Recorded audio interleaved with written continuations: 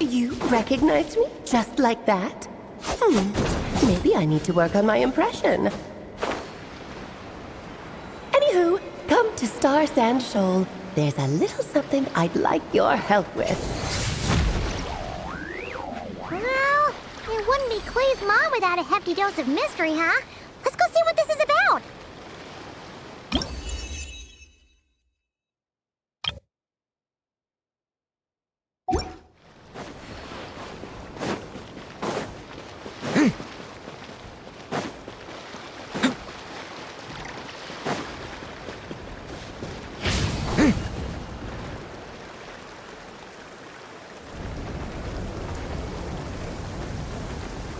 Oh, it's Durin!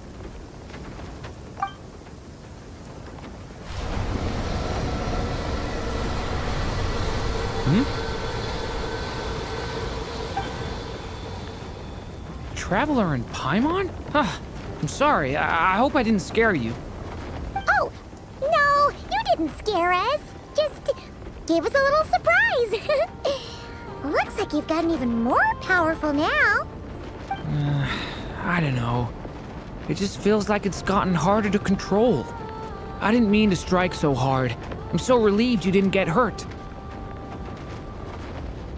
It's all good. We've had worse. No, don't worry about that. It's been very stable ever since I got this body. Albedo made sure of that.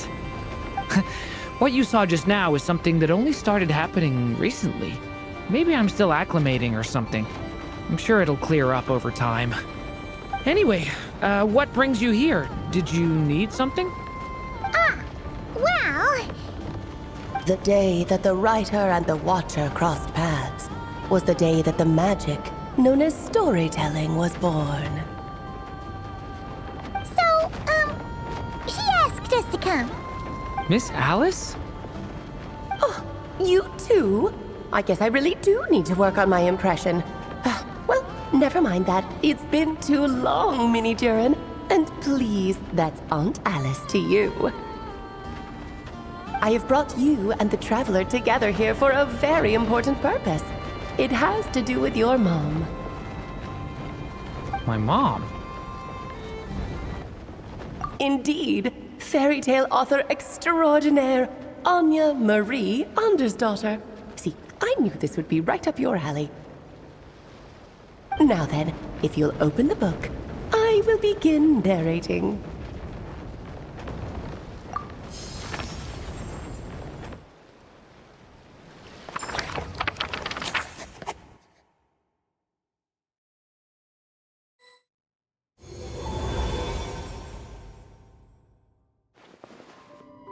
Whoa! What is this place? It reminds Paimon of Simulanka. The two are indeed similar. Both worlds were built using the same magic, after all.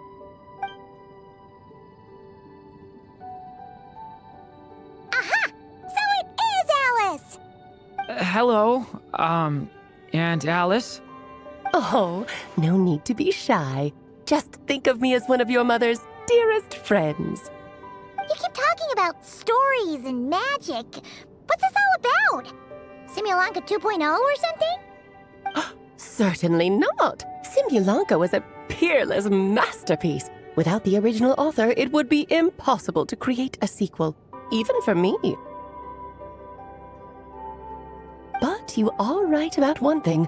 Just like last time, I want to show you a work of magic that has to do with storytelling.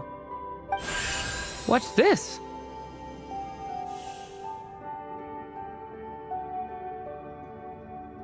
This is your mother's dying wish.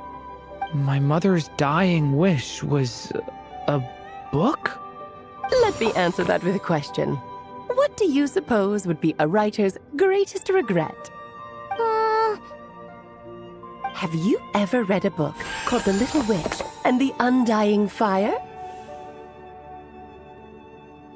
Oh, that's because it was the work of more than one person. It began as a little game at our tea parties. Each of us took turns writing the next part of the story. I wrote the first volume, then the other mages took their turns. Em was tasked with writing the final volume and tying everything up. But by the time everyone had finished writing their parts, Em had passed away. Oh, it was a terrible shame. A true tragedy. And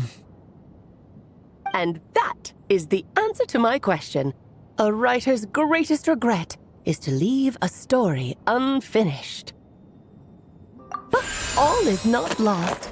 I couldn't stand the doom and gloom of it all, so I went ahead and wrote an ending myself on her behalf.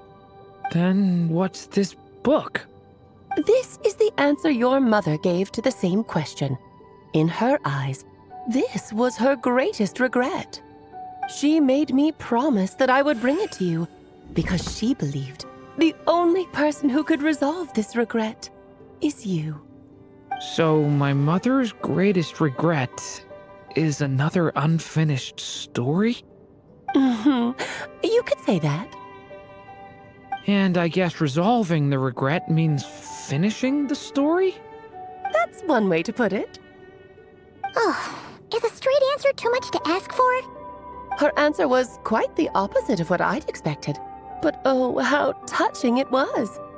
I'd love to tell you what she said, I really would. But that would spoil the plot, and we can't have that. Spoilers ruin everything. Oh. Just think of this task as giving a story a much-needed ending. All I ask is that you do your best. I understand. But I only just started learning human script, and I don't have any writing experience at all. Relax. Why else do you think your dear aunt went and found you two such wonderful helpers? With their experience, you'll have so many story ideas you won't know what to do with them. So don't be shy to ask lots of questions. Yeah. If it's to help Durin fulfill his mother's dying wish, then we're in. Aunt Alice, could I ask, what kind of story was my mother hoping to write? I had a feeling this might come up, but that answer isn't mine to give. You'll have to find it yourself, here inside this book. Don't worry. We'll help you come up with loads of ideas. Yeah, let's find a nice spot where we can settle in and read through this thing. We could even get some snacks, too. Oh, the actual process might not be quite the walk in the park you're imagining, Paimon. Why's that? Because when Em created this book, she borrowed my magic. In other words, it's not a book you can just pick up and read. It's a magical book. Its chapters are scattered through memories of the past. Gather them all, and the book will show you its secrets. So, where are we supposed to find these memories? Em left a trail of clues for each unfinished chapter. Follow the hints, and you'll find them. Oh, and when it comes to adding to the story yourselves, you'll need to use this. And this is... This, my dear little Paimon, is the ink Em left behind. Infused with a little of my own magic, of course. If you're planning on writing something inside the book, you'll need it. It's extremely precious, so be sure to use it sparingly. This is all that's left. So we need to search for the memories and keep an eye on how much ink we're using. It just had to be a wild goose chase, didn't it? Perhaps it's just another form of storytelling. Em was ever so creative when it came to things like that. Just think of it as a little challenge your mom left behind. Who knows? There could even be a mysterious prize at the end of it all. I don't care about that. This was my mother's dying wish. Whatever it takes, I'll find a way. Yep. With the two of us by your side, you'll be just fine. Okie dokie. That should be pretty much all you need to know. Oh, and once the story's complete, do let me have a little look-see, okay? I've read everything she ever wrote, so naturally, I can't miss this one. Yeah. Most of the time, you're pretty hard to pin down. Don't worry, I'll know when you're finished. Just wait for me to reach out. All right, off you go. I can't wait to hear how the story ends.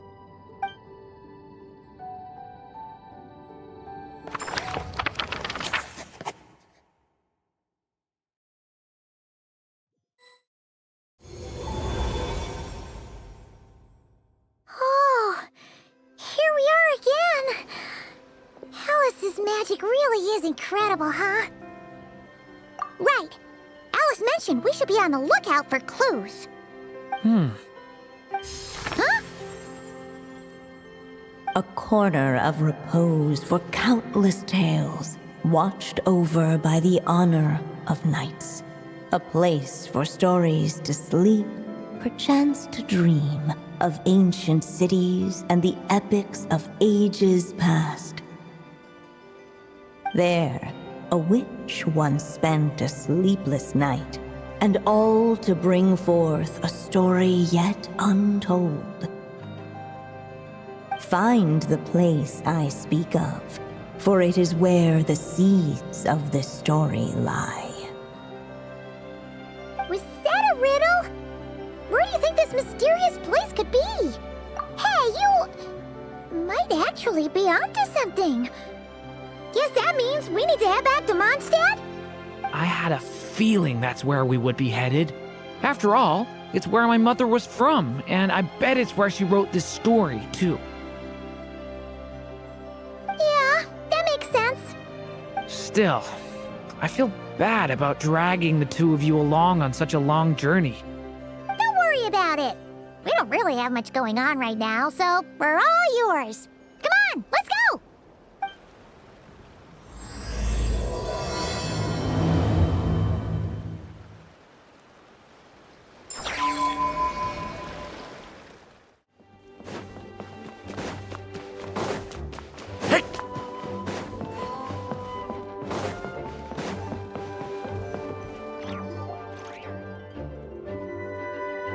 Back in the Mondstadt Library, huh? Talk about a trip down memory lane. So, we're supposed to find the seeds of the story, right? What do you think that means? Well, we're in a library, so it's gotta be books, right? But seriously, there's so many here. How are we supposed to know which ones we need? Making a racket in a library? You should know better than that. Lisa! Oh, sorry about that. Now, who do we have here?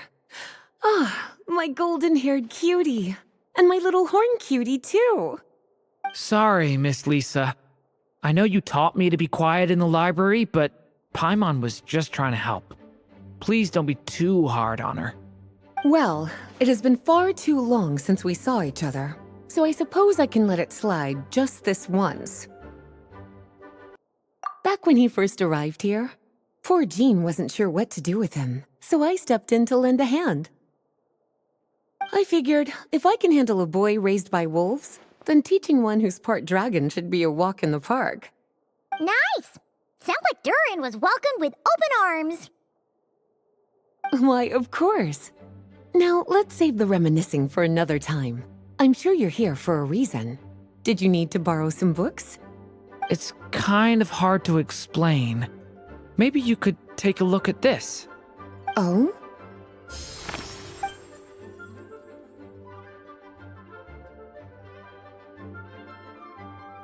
Ah, I see.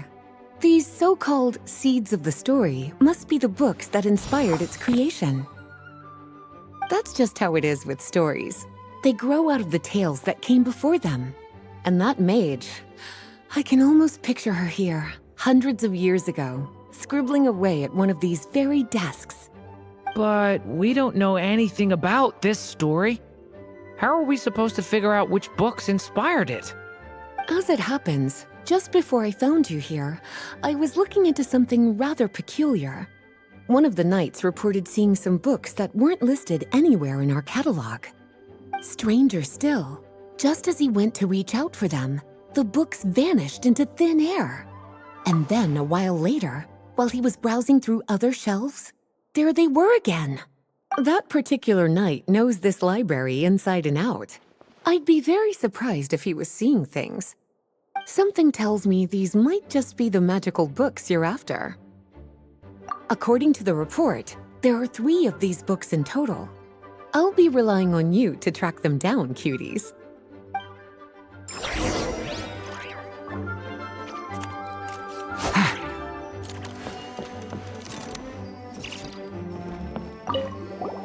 Kinda looks like a... Let's see what Lisa makes of it.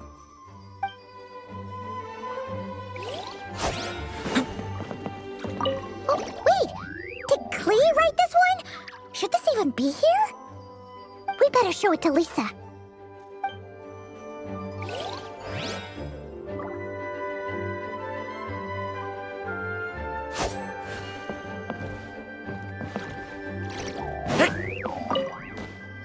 Well, did you manage to find them? Yes, this is a restricted book, all right.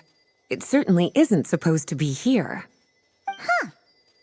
But it looks like a regular poetry collection. How did it end up being classified as a restricted book? The issue lies with one of the poems inside. You've heard of the great battle that took place on Dragonspine, yes? 500 years ago, during the cataclysm in Conria, an evil dragon descended upon Mondstadt. A fierce battle with Dvalin ensued, but in the end, the evil dragon fell, and Dragonspine became its resting place. We're talking about Durin. The Durin of Dragonspine. Well, the poem in question turns the whole battle into a dance, with the evil dragon recast as an innocent child who came here in search of friends. But given all the suffering experienced at the claws of that dragon, how could the people of Mondstadt accept such a retelling? Bards are often accused of inventing history or distorting the truth in their ballads. But this one hit a bit too close to home. And since the knights back then were unable to track down the author, they decided to ban the entire collection, blot out the title, and seal it away for good. So the version in the poem, it was all a lie? I'm afraid that question is something only the dragon himself could answer. Well, did you manage to find them?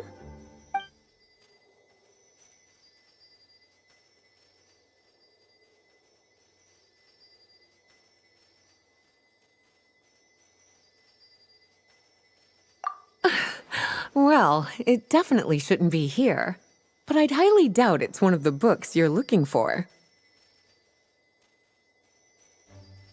Because this is something Clee wrote. It's a compilation of all the best fish blasting spots around Mondstadt, as well as the most convenient places to stash her new jumpy dumpties. Of course, there's no way she'd get away with keeping a book like that in her bag. And she'd be in big, big trouble if Jean were to find out. Not only would the book itself be confiscated, but she'd be looking at a whole day in solitary confinement at the very least.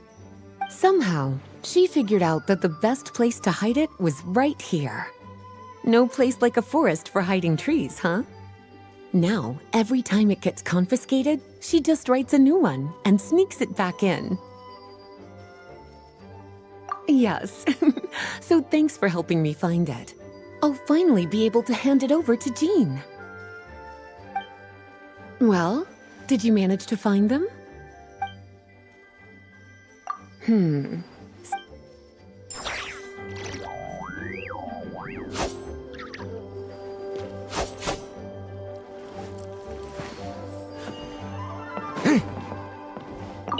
experiment. There's something...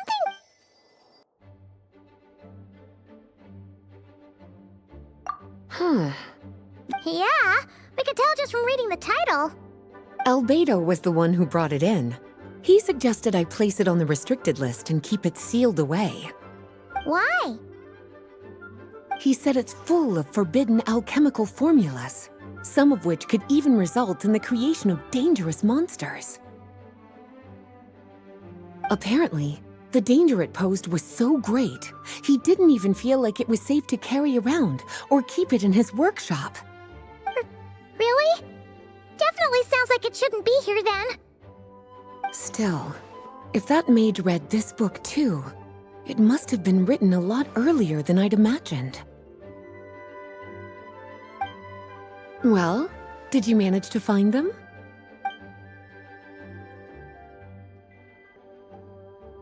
Well, this book has quite an obvious connection with that mage, considering she was the one who wrote it. But as one of the library's classics, its presence here is hardly unusual. It really is a must-read, so if you haven't read it yet, that's your homework, cutie. Well, did you manage to find them? Truly extraordinary, and certainly not the kind of thing that should be just lying around. In fact, Miss Alice gave strict instructions about it. So, it's some kind of book of spells? Paimon's guessing magic this powerful should be kept a secret. It's true. This book does contain one of Miss Alice's spells. But honestly, virtually no one could actually pull it off, even if they tried.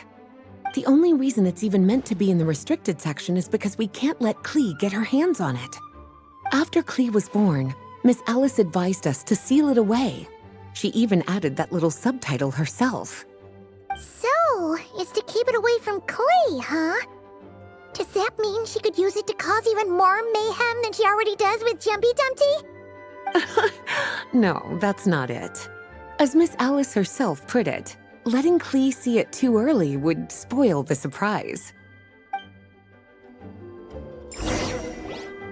Well, would you look at that? Seems like these are the little troublemakers you're after. And all three just so happen to be forbidden texts. What kind of story requires reference material like that, I wonder? Forbidden texts? You know, the first time you mentioned that the library had a restricted section, Paimon thought you were just trying to scare us. Are you saying it actually exists? Not really something you should be poking your little nose into, is it, cutie? Sorry. Seeing as it was Miss Alice who asked you to look for these books, I won't question the matter. But they'll need to be sealed away again once you're done, so don't forget to return them. Don't worry, Miss Lisa. I won't forget. Well then, that's all from me. After all that hard work, I think I've earned myself a nice cup of tea. All right, we've gathered all the reference books. What's next?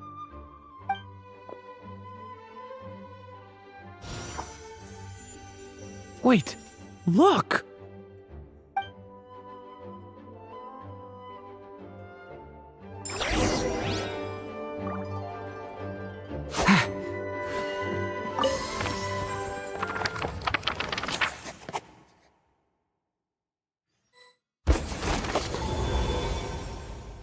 Long, long ago, an evil dragon descended upon the human world, bringing terrible calamity in its wake.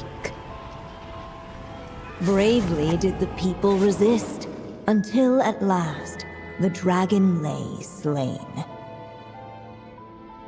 Later, a witch with a love for stories came upon the tale of the evil dragon, and for reasons she could not explain, felt a pang of sorrow on its behalf.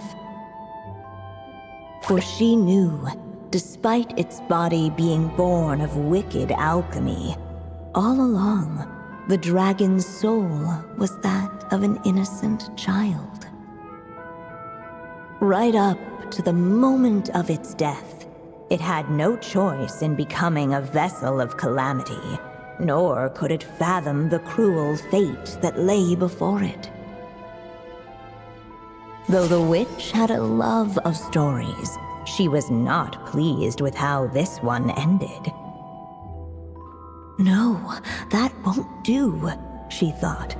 I'll write you a better ending instead. And so she set off to do just that, borrowing a little magic from her friend. With it, she wove a dragon's egg, resolving to rear a dragon child of her own. Yet long in thought she lingered, wondering what kind of world her little dragon ought to behold upon waking.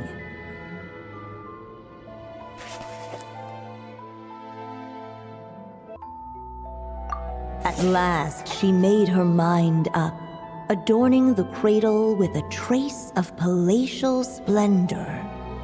Then, she quietly waited for the egg to hatch.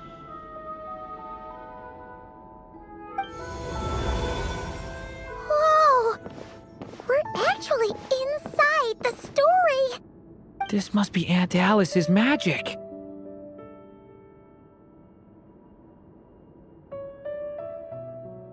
Yeah. A story about me? Why don't we just see where the story takes us? All we know is the beginning at this point. Okay. And now a golden-haired traveler, a silvery sprite, and a dragon-born youth step onto the stage. What new chapter will their arrival bring? Whoa! That came out of nowhere! Was that the same voice we heard just now?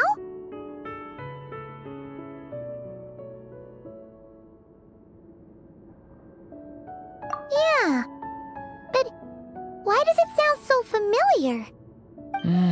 I've missed this. It's just like the stories my mother used to tell me. You mean... Em? She used to tell you stories? Yeah, she loved it. Back when she was still alive. Sorry, we should focus on what we're here to do. So, now that we're in the story, what's next? The dragon youth wondered aloud.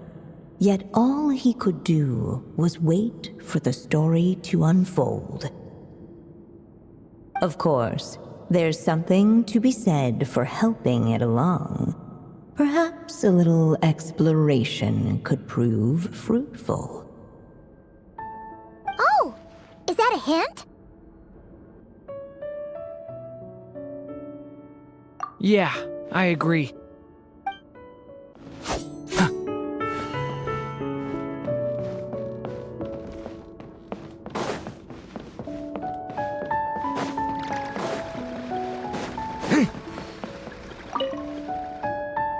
This must be the dragon egg, right?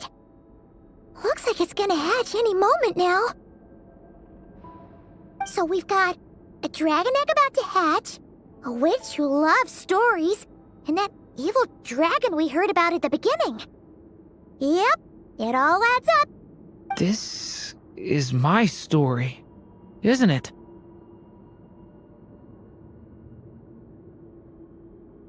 Okay, so how are we supposed to help the story along? It feels like all we can do right now is wait. Apparently, it hadn't dawned on the group to look for a way to help the egg hatch faster. Oh, right! We're at the point in the story where we're waiting for the baby dragon to hatch, so that has to happen before the story can continue.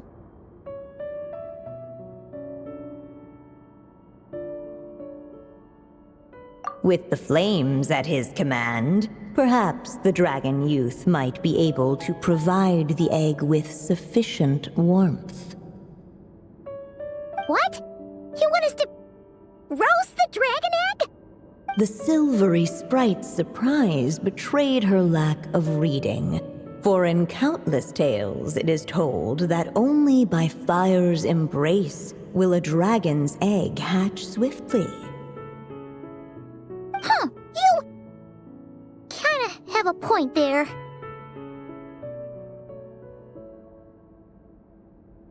Okay, I'll see what I can do.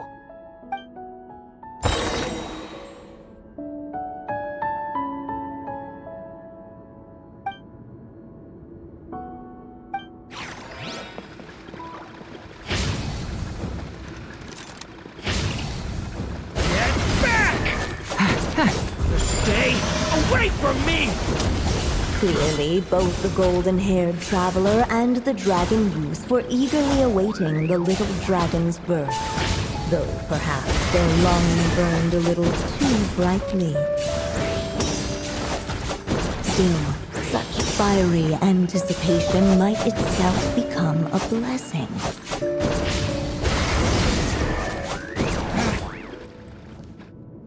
At last, under the witch's expectant gaze, the little dragon broke free from its shell. No living being has ever decided the moment of its birth. You were no exception, my child. I brought you into being because I willed it so, just like the witch who created that evil dragon. But I promise you this, your birth was wanted. You are loved, and you will have a different fate than the dragon that came before you. You've never told me those things before, but for some reason, I always knew. Thank you for bringing me into this world.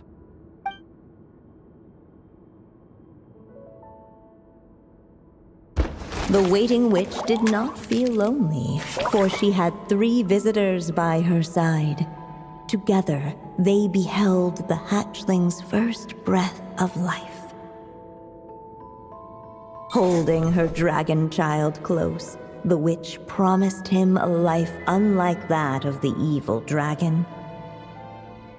And so, nestled in his mother's warm embrace, did the little dragon's story begin.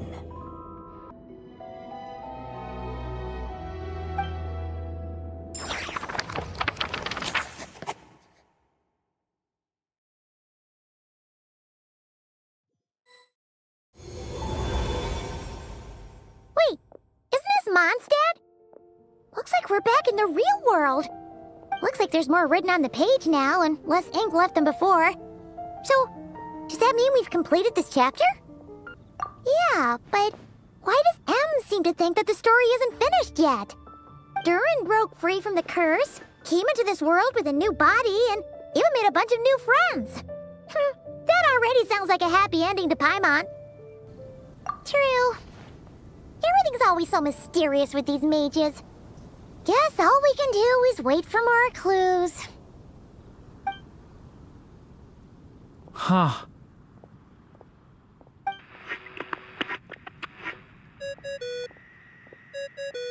Is this thing on? All right, that should do it.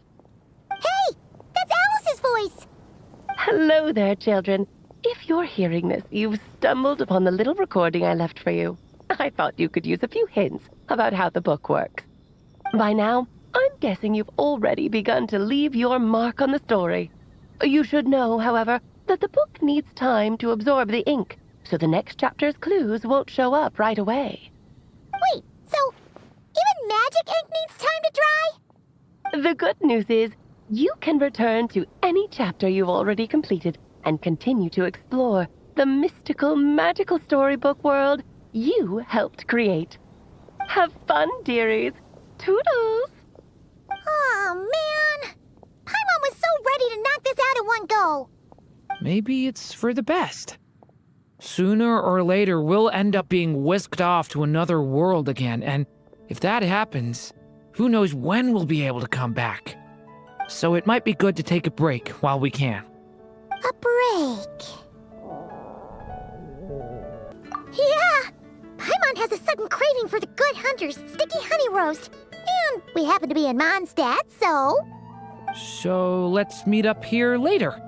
I need to find Miss Lisa to return those books anyway.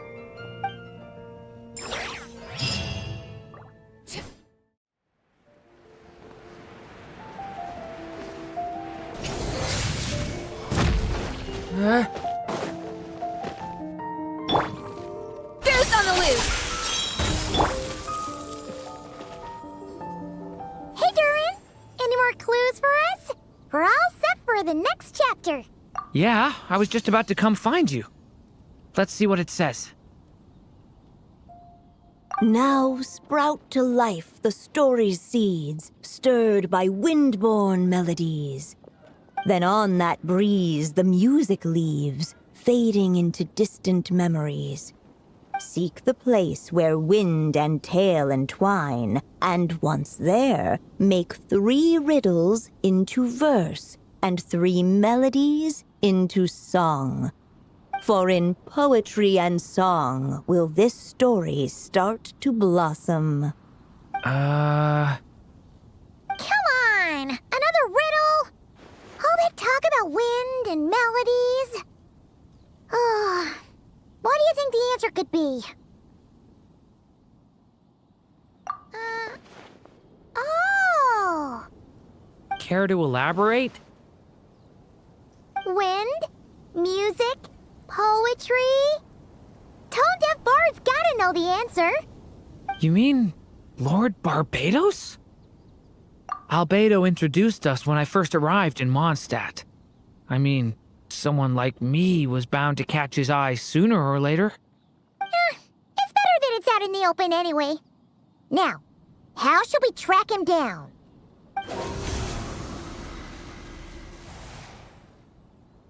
I'm pretty sure he's already caught wind of what's going on here. Why don't we just see where the wind takes us? Right. He definitely makes it easy to forget he's a real god sometimes. Traveler, Paimon! What a sight for sore eyes! And the little dragon from the fairy tale world. I heard your voices calling out to me on the wind. Something about needing help with a riddle? Sorry to disturb you, Lord Barbados. Disturb me? Not at all! To tell you the truth, I'm just as curious about this riddle as you are. Let me take a look.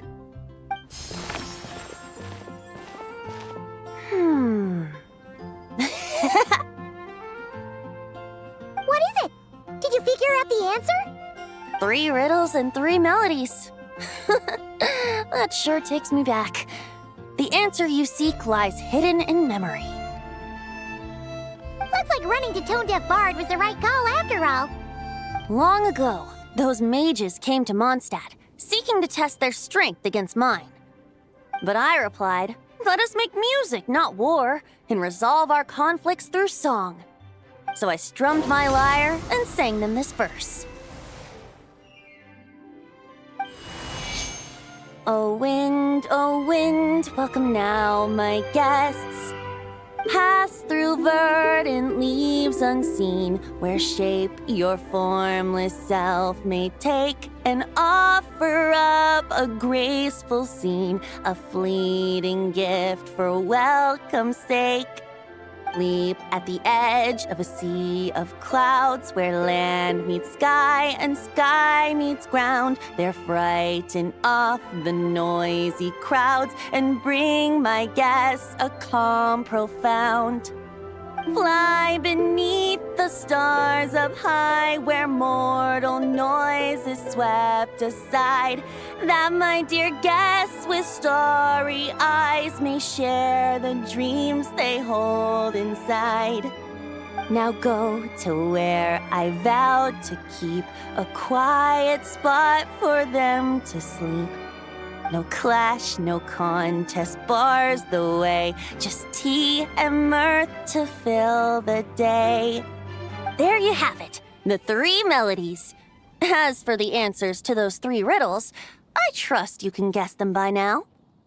The woods, the edge of a cliff, and the sky? Correct!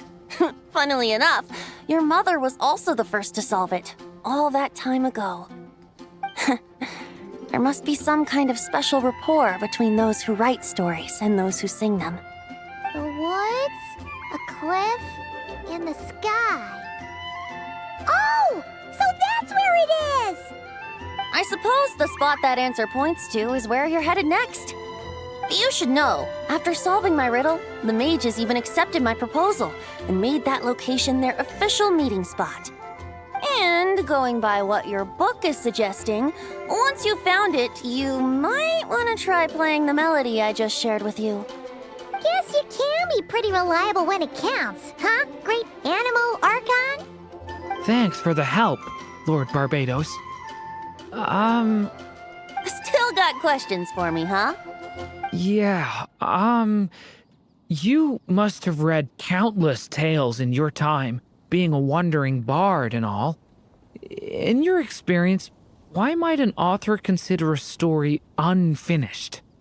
Unfinished? Well, I guess if there's something left to accomplish in the story, or, oh! If the last line goes, "To be continued." Huh? Wow, your helpfulness lasted for like 1 second. In all seriousness, I would think the answer to that question lies in your mother's story itself. It's not my place to pry any further. All right, then. We should get going. Okay,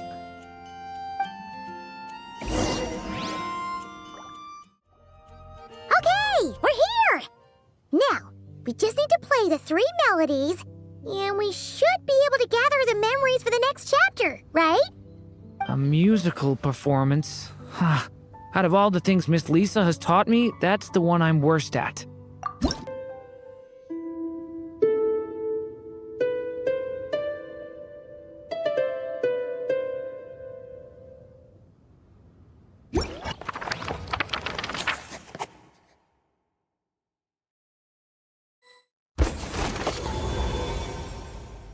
Even a war that shook the world could not halt the witches' gatherings.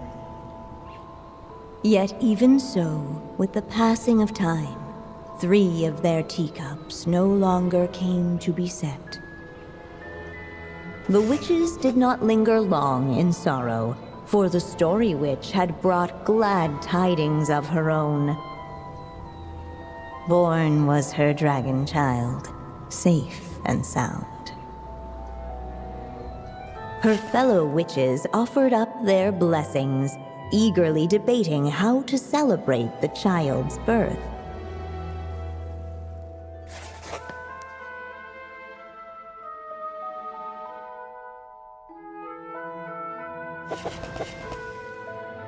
In the end, they settled on the sweetest candy they could find. After all, what could be sweeter than the arrival of new life? And so, the witches' gathering turned into a birthday celebration.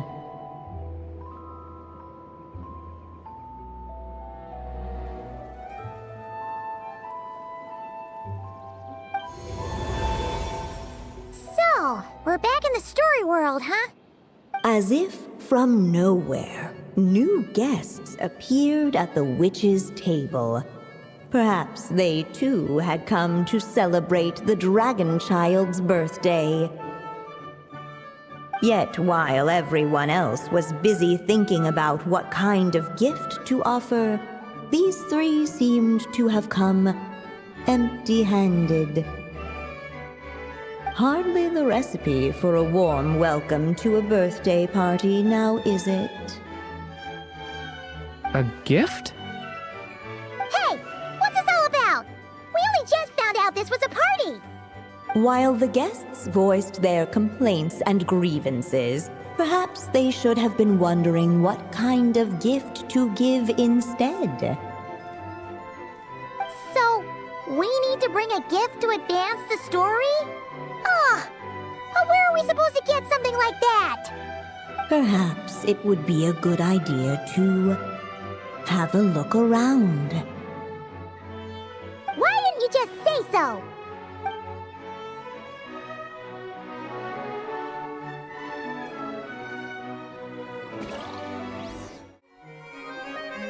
Hey, is that the other Durin? Hey, Mini Durin!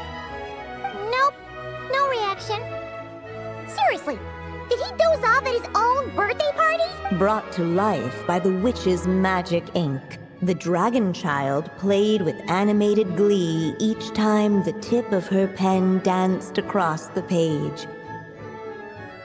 Yet she could not spend all her time writing. For the upcoming witches' gathering, she had no choice but to set down her pen. But before doing so, she wrote one last line. So did the child drift off into blissful slumber. Well, that's a bit convenient. Strange. I don't remember ever being at any of the mages' gatherings. When exactly was this birthday party supposed to have happened? No wonder you don't remember. From the looks of it, you were probably fast asleep at the time.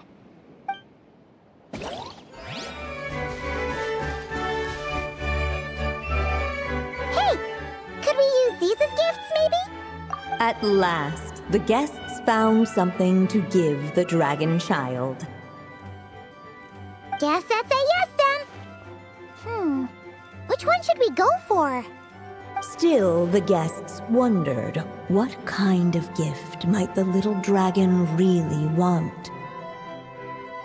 Should they put a warrior's sword in his hand and send him out on an unstoppable quest to save the world?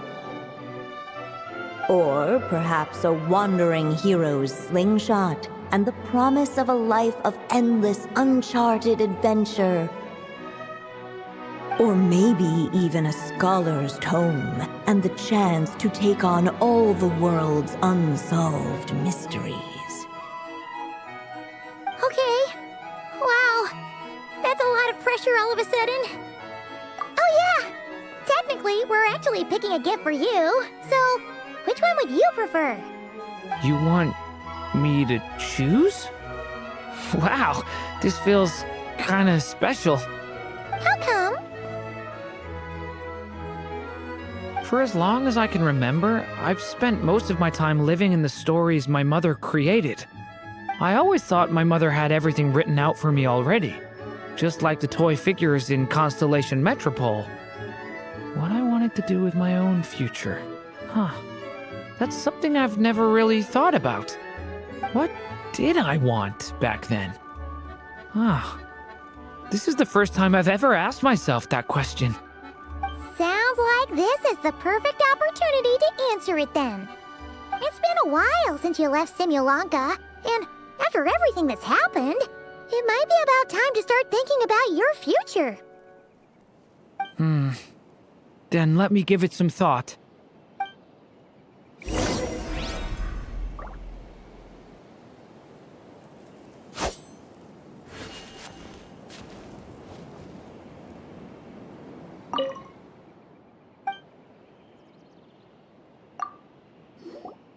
In the end, the guests settled on the Scholar's Tome. So you're the scholarly type, huh? I just feel like I should learn more about the way the world works. What makes you say that? I'll give you an example. Did you know that in Mondstadt, using fire to catch fish is a punishable offense? I thought she was just teaching me regular hunting techniques. It was only after Master Jean caught me and sent me to solitary confinement that I realized I'd misread the situation. So much of what's considered common knowledge in your world just wasn't in Simulanka. So I have to learn, or I'll keep causing trouble for everyone else. Paimon's not sure that counts as common knowledge.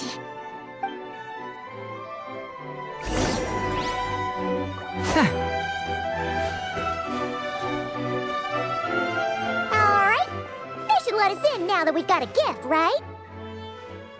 Hello there. Brought a gift this time?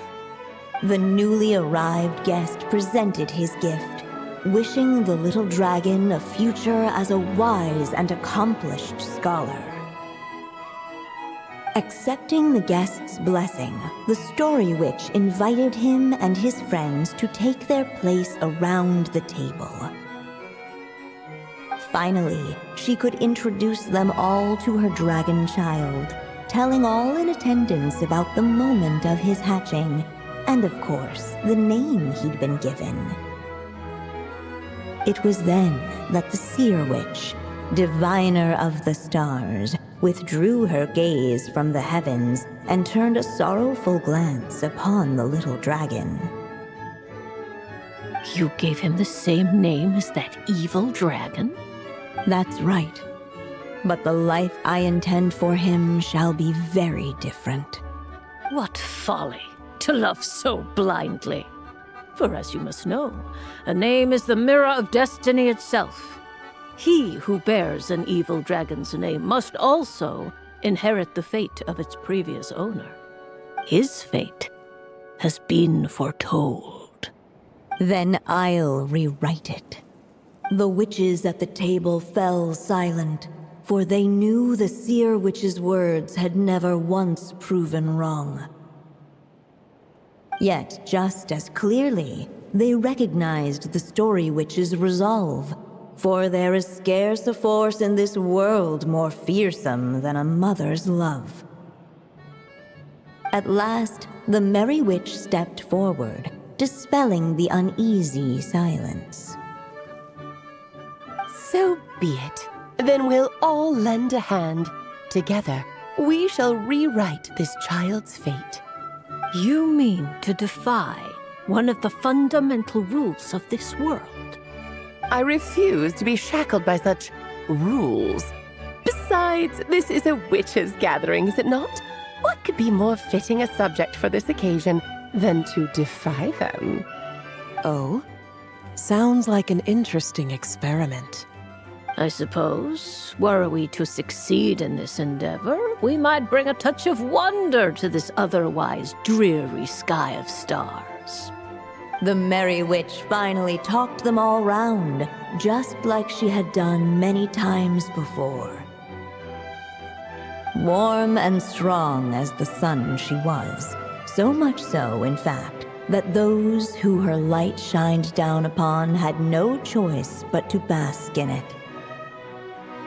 And so the witches readied their gifts, 3 marvels of the cosmos. For this child, I shall decipher the ravings of the heavens and lay bare before him the trickery of fate. For this child, I shall leave a formula powerful enough to unravel the very origins of this world, that he may seek another solution for the conundrum of his life. For this child, I shall call upon wondrous magic to make possible his impossible wish. All the story witch had was the pen in her hand, yet with the love that flowed from it, she resolved to bring forth a marvel of her own. For this child, I shall leave behind the last story I will ever write, and with it, a path to an ending yet untold. With the witch's blessings given and received, the little dragon's fate at last began to turn. In the midst of the dragon child's birthday celebration, the seer witch proclaimed her prophecy. The child had been given the evil dragon's name, and with it, the burden of its fate. But hearing this, the story witch vowed to rewrite it all, for such was her love and resolve. And so the other witches offered their gifts in turn, marvels as rare as any in the cosmos. Together, they sought to test one of the fundamental laws of this world, in part to support a mother's love, and in part to sate their own curiosity. Oh, and I almost forgot. Our new guests came bearing blessings of their own. Who knows? Perhaps this extra dash of wisdom might be all the little dragon needs to change his fate.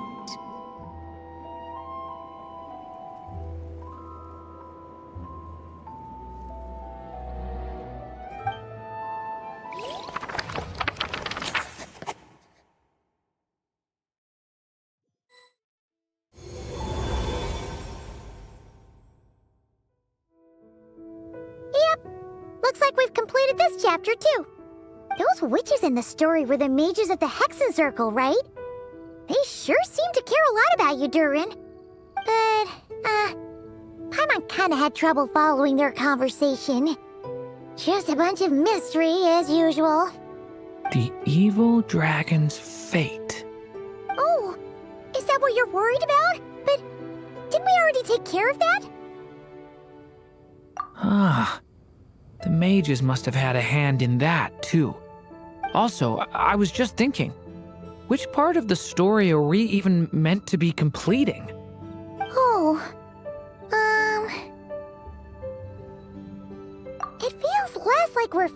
gaps and more like we're adding something new altogether. But we use the ink, right? And the book hasn't given us any more clues, so that must mean our task is complete. At least for now. Yeah, I guess we're doing something right. Maybe I'm overthinking things. It's just, this is my mother's final wish, so I don't want to mess it up. Anyway, thanks for all your help. I'll let you know as soon as the book reveals a hint about the next chapter. Okay then. See you in the next chapter.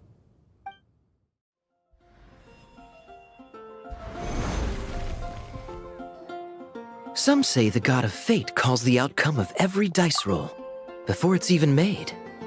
And that's why the secret to winning a lot of games is having that god on your side. Your luck is amazing, Kaya. Your turn. Give it another shot. Fear not, O Crimson Dragonborn, for I, the Princess of Ertelung, have bestowed upon you the benediction of the midnight hour, and with it you shall surely smite this usurper. Mein Fräulein means to say she's rooting for you in secret. Oh, and that you must, at all cost, defeat the one who snatched her limited edition card back.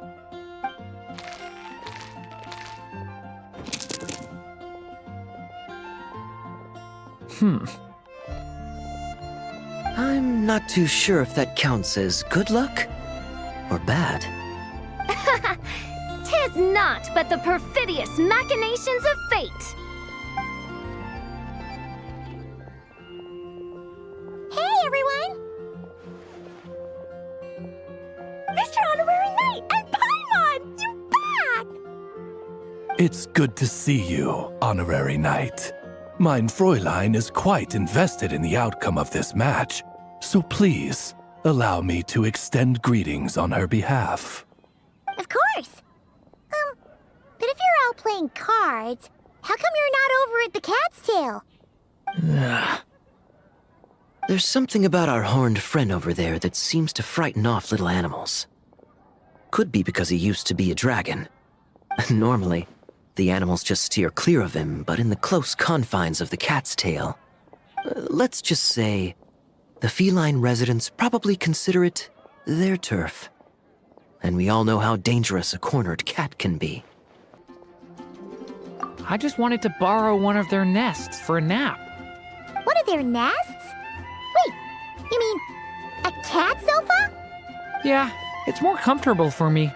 I can stretch out just the way I like. But it turns out the Black Cat and his minions are quite territorial. Luckily, Miss Diona helped smooth things over, and they finally agreed to let me use one. But, I only get to use it after dark. Oh, Diona stepped in! You know, underneath it all, she really does like helping people. The more likely reason is because Durin won't touch a drop of alcohol. As far as Diona's concerned, that pretty much makes them two peas in a pod. It's a shame, really, considering everything Mondstadt has to offer in that regard. Mondstadt's alcoholic drinks are a bit too much for me to handle right now. But maybe someday. There's no need to force it. Who says you have to drink just because you're in Mondstadt? Yeah, it's just, I'd really like to make some more friends. So I need to learn how humans socialize.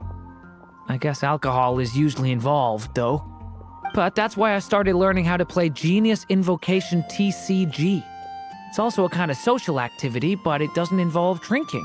And I've been lucky enough to receive the guidance of the Prinzessin de Verurteilung herself. Exactly! Who needs alcohol when you can make friends playing card games?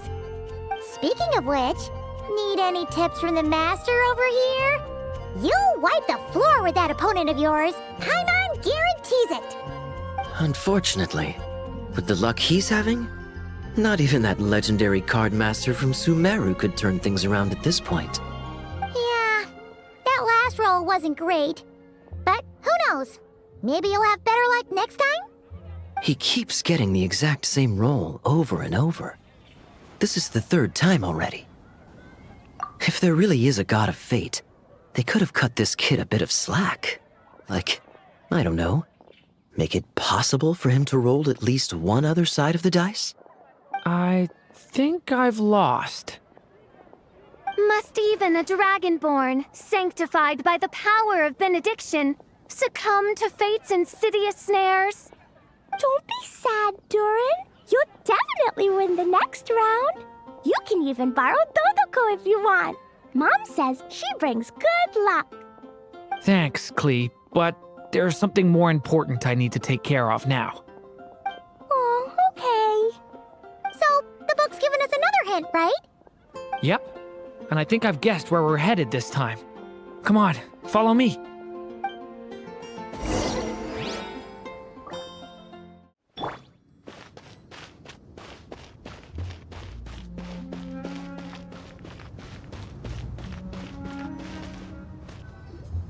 In what sort of castle might a storybook dragon dwell?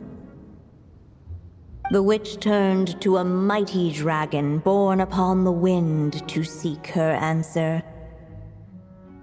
From afar, she beheld a solitary castle, standing lonely beneath its wings, and wrote it into words.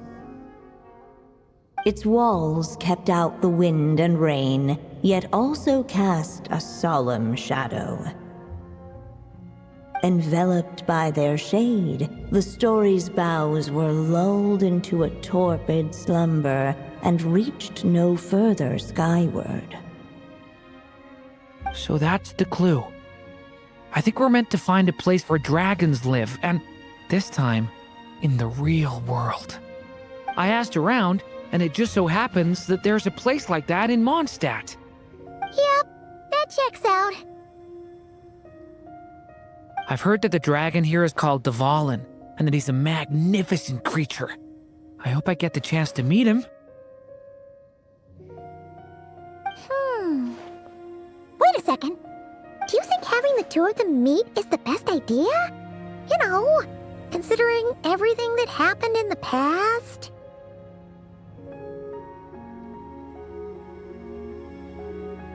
How would we even explain everything to him?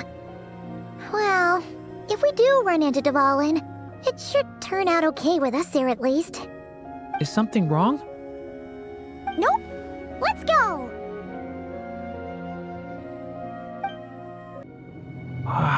So, this is where Dvalin lives? Yeah, right into the middle of a raging storm. If you're afraid of getting blown away, Paimon, you can always hang onto my sleeve. This isn't Paimon's first rodeo. Come on, let's get going.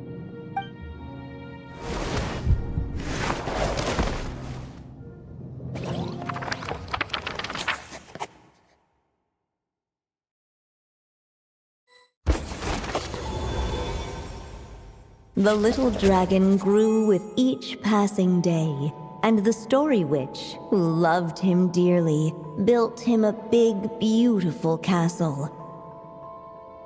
Yet in the end, she herself succumbed to time's merciless march, setting forth on a journey to a place beyond even the stars. All of a sudden, the little dragon found himself alone. He tried leaving the castle to make some new friends. But already he had grown the claws and scales of an evil dragon, just as the prophecy had foretold. Afraid he might hurt someone, the gentle little dragon hid within the castle his mother had built, and came forth no more.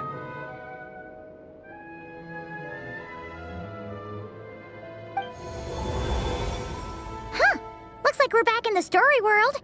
And from the sounds of it, this chapter must be about Simulanka, right? Yeah, like the fairy from the Forest of Blessings, the king of Constellation Metropole, that cat lady who turns into a box. Ah, yep. That will be Nilu, Navia, and Kirara. Oh, and there's Hat Guy, too. Only...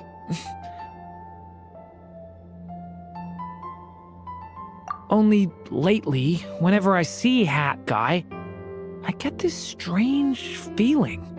What kind of feeling? It's like there's something on his mind. He hasn't told me what it is, but I can sense it all the same. Well, he's always been kind of broody. I guess I should focus on fulfilling my mother's final wish for now, though. Yeah, we should get started on this chapter. So, let's track you down and free you from fate's curse once again. That day, a small band of adventurers suddenly arrived beneath the castle walls. They promised to help the little dragon cast off the curse of fate. Yet as they stood beneath the castle walls, it appeared they had no idea how to even begin. Hey! Instead of making fun of us, how about giving us a hint? The little dragon had shut himself inside the tall tower at the castle's center. Anyone who wished to reach him must traverse the barriers that wall off his heart, for there is no other way. Looks like we're in for another long one. Let me try something. Ooh, do you have an idea? If that little dragon in the tower used to be me, then surely I'd know how he shuts people out better than anyone. Come on, follow me.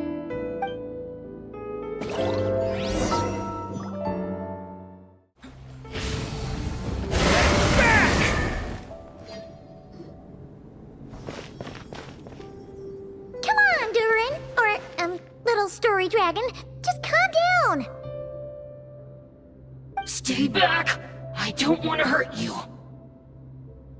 Loneliness and fear had built a cage around his heart, shutting out all who would look upon him. And thus, all the adventurers could see was his shadow. Don't worry, we can help you! Don't come any closer! And that was the last the little dragon spoke. How are we supposed to persuade him if he won't even talk to us? This really could have been how my story ended, huh? Back in Simulanka, I was no different. But even though I kept shutting everyone out, deep down I hoped someone would be strong enough to face my power and break through to me. And that's exactly what you all did. I wouldn't be standing here today without you. Despite the little dragon's silence, once more the story witch put pen to paper, and a miracle came to pass. The flying squirrel fairy, the giraffe king, and Catbox Lady arrived at the tower where the little dragon was hiding. But this time, guided by the miracle's light, they were able to traverse the shadows with ease. Unafraid of the little dragon's claws and scales, they came to be his friends, just as he had hoped. Nilu, Navia, and Kirara?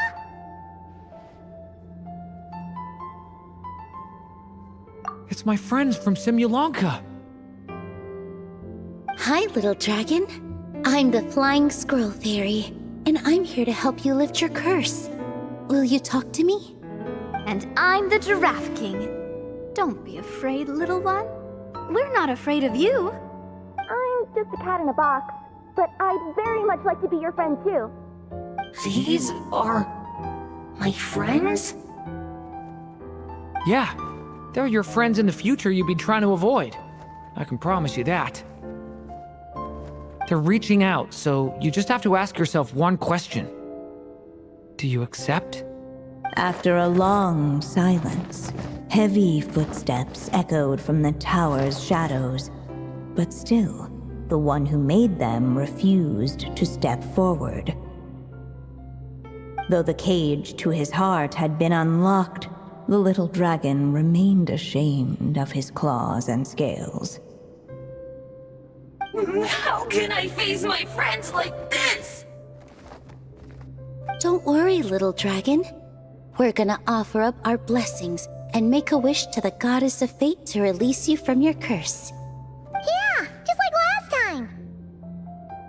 Make a wish? To the goddess of fate? At that moment, the merry witch made her entrance. Hello, little one. Don't be afraid. With the blessings of your friends, your wish shall be granted. Alice? Wait, you're the Merry Witch from the story? Correct. It is I, the Merry Witch, creator goddess of this realm. And it just so happens the goddess of fate is none other than my dear friend, the Story Witch. I'm here to make good on my promise to lend her my second strongest spell. With this spell, she'll have the power to create an entire world. So naturally, granting your wish won't be a problem. Provided, of course, you receive your friend's blessings. But before we proceed, I must check something on her behalf. Little dragon, do you accept this blessing? I want to be your friend. So if you're offering, then yes, I would love to have your blessings.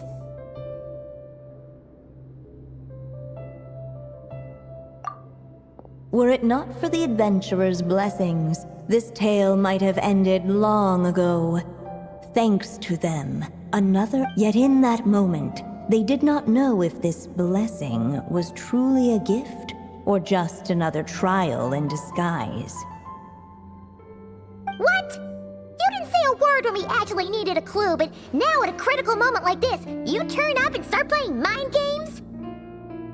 Another trial. Ha, that actually sounds about right. Be it the fictional problems of Simulanka or unavoidable conflicts in the real world, if you think about it, that's what they've been all along. But if it wasn't for those trials, I never would have met any of you. So, despite all that, I'd still like to give my blessings. That's the spirit! Come on, Durin! Let's help you make your wish come true again! On behalf of both my past and present selves, thank you, my friends. Fortunately, a brave band of adventurers heard tell of the little dragon's story. Determined to lift his curse, they fought their way through countless trials. To help him, they offered up their blessings and made a wish to the goddess of fate. At last, their wish was granted. Shaking off his scales, the little dragon stepped out of the tower's gloom. But his time in the world beyond the castle would soon teach him this gift would bring blessings and trials of its own. And as far as the little dragon was concerned, the tricks of fate had just begun.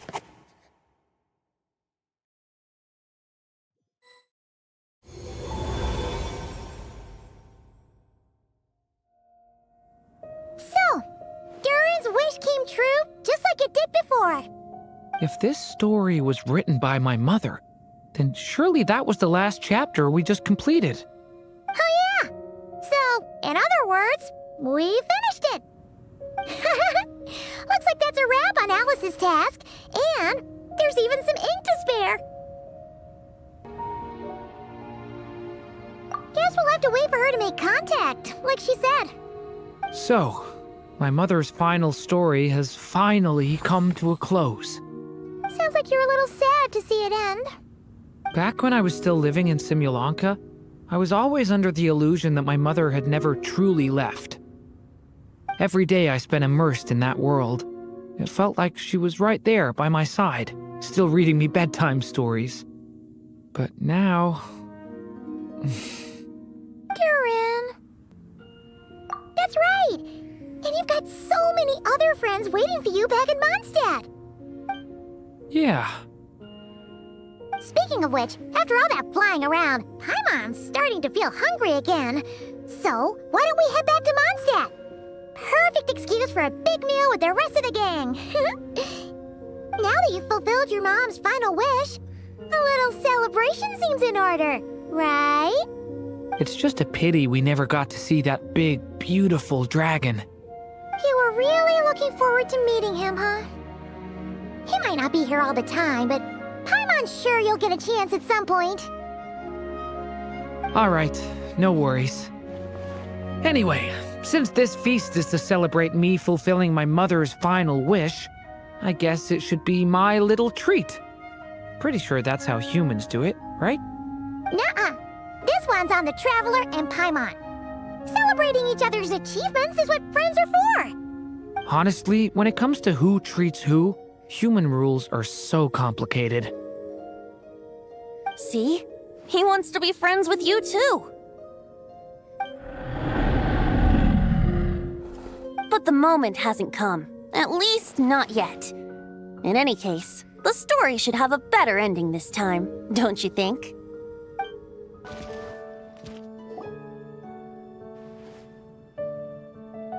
Whew.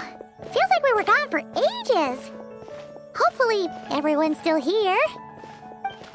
So, your adventure was a success, huh?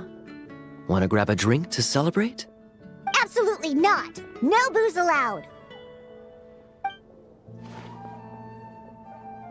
Mr. Honorary Knight, Durin, I want to hear all about your big adventure.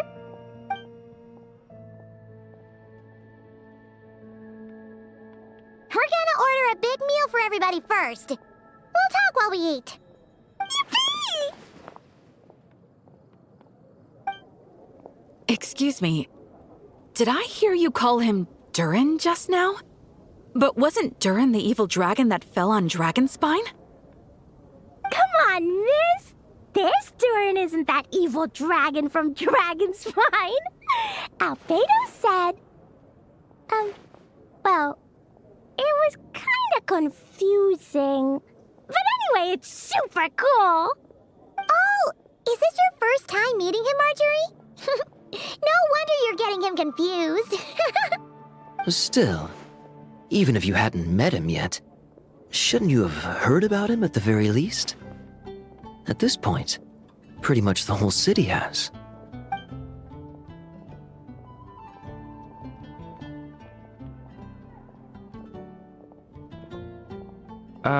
Why is everyone... So, what exactly is his connection with the evil dragon? Wait, but those horns on his head... Surely he's not a... Did everyone just forget about Durin? No, that can't be.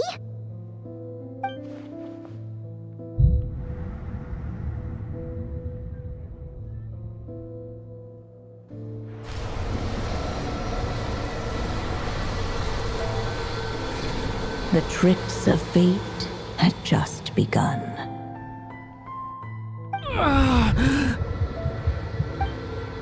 Watch out!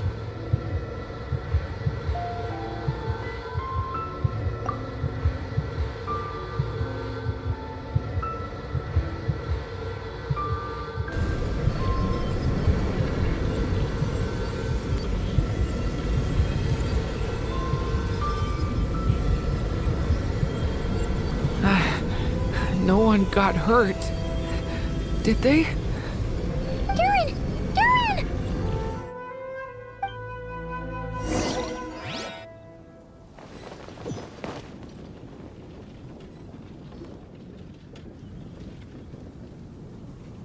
I just had Barbara check him over.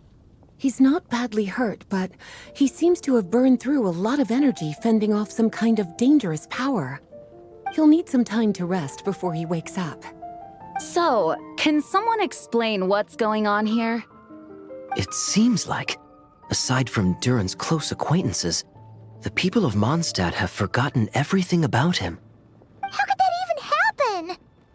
Worse still, the abyssal power within him is showing signs of extreme instability. Could be a separate issue, though. I'm not sure. If the abyssal power inside him spirals out of control, Mondstadt will be in grave danger. I completely agree. All right then. As acting Grand Master, I'll send a letter requesting Albedo's immediate return. Until then, the Knights will watch over Durin. That's pretty much all we can do right now.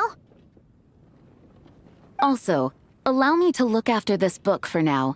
If you need to consult it, just drop by my office.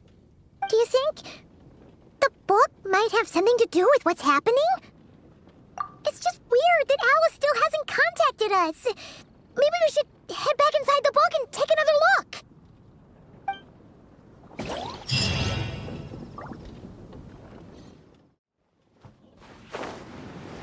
Jean!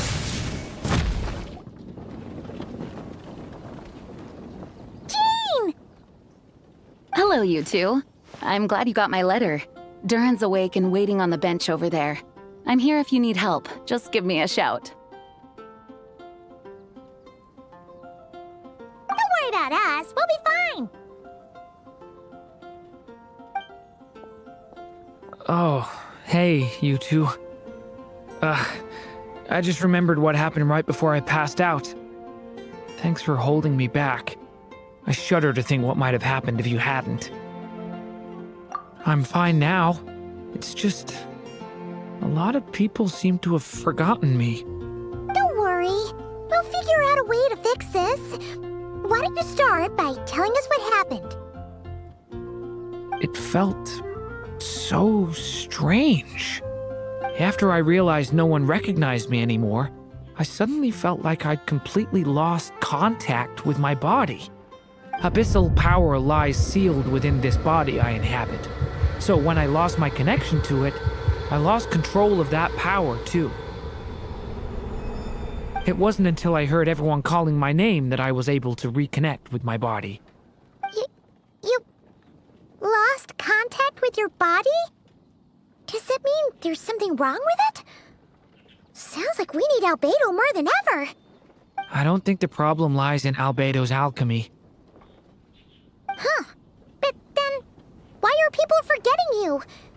Guess that's what we need to figure out. That means we need Alice for sure. But it's been ages and she still hasn't been in contact. Now would be a really good time for a hint. How could the story's budding branches even hope to reach beyond the towering walls? Leaving the castle, the witch went off in search of the tallest, grandest tree in the whole world. High up in the canopy of that tree, she sought a resting place, a refuge where the little sapling might take root. Go to that place, for it was there that the sapling felt its first breath of wind. Huh? Was that another clue? Does that mean the story isn't over yet? Leaving the castle. It just occurred to me. If this story is all about my own experiences, then wouldn't what happened after I left Simulanka be part of it too? But how could she possibly know exactly what would happen? And even if she did, how could we know when the story was complete?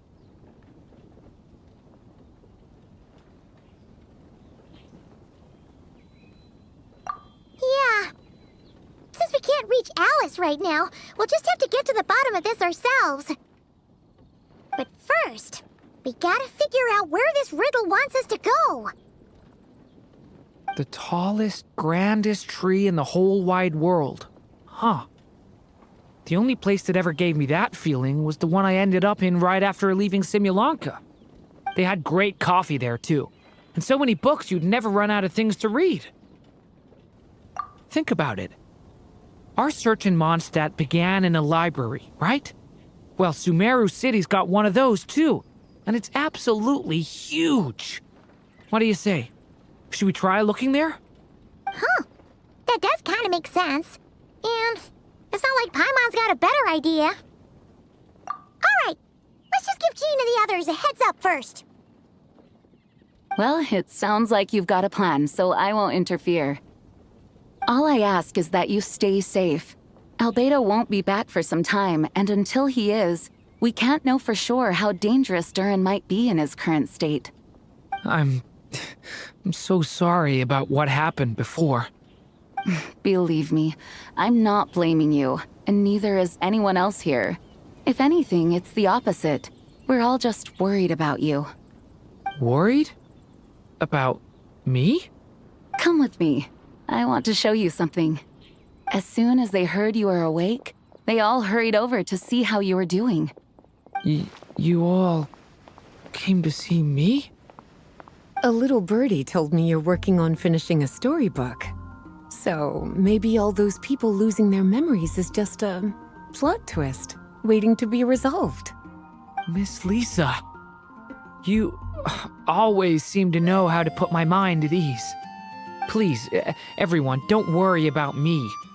When I get back, I'll find a way to complete my mother's story, and the one we started, too.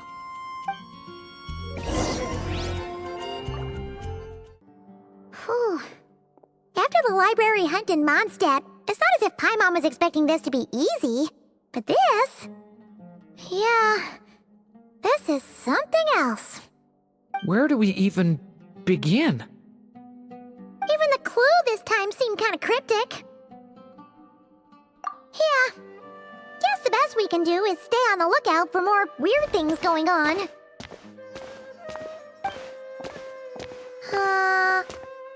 Huh? Sorry, what was that? I'm here to return Volume 5. According to the catalog, Volume 5 of this series is not available for loan. I can't accept the return of a book that was never checked out in the first place. Let me put it this way. My copy is complete. Yours, on the other hand, is missing large amounts of content. So you should swap it for mine instead. Sir, you have to understand. Managing a library is a serious business, and we have protocols in place for this kind of thing. I can't just replace an important volume in our collection based on nothing more than your word. Hey! Look what the Wandering Tom dragged in! Oh, it's you. And, what is it you're doing here? I'm a traveling scholar, as you know. Isn't a library the most natural place for me to be?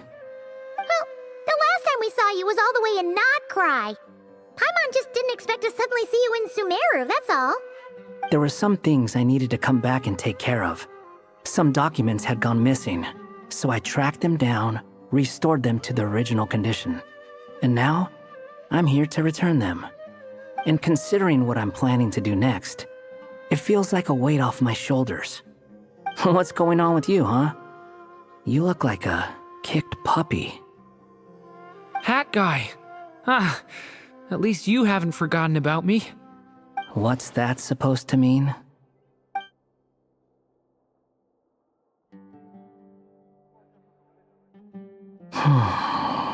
So it's been getting worse.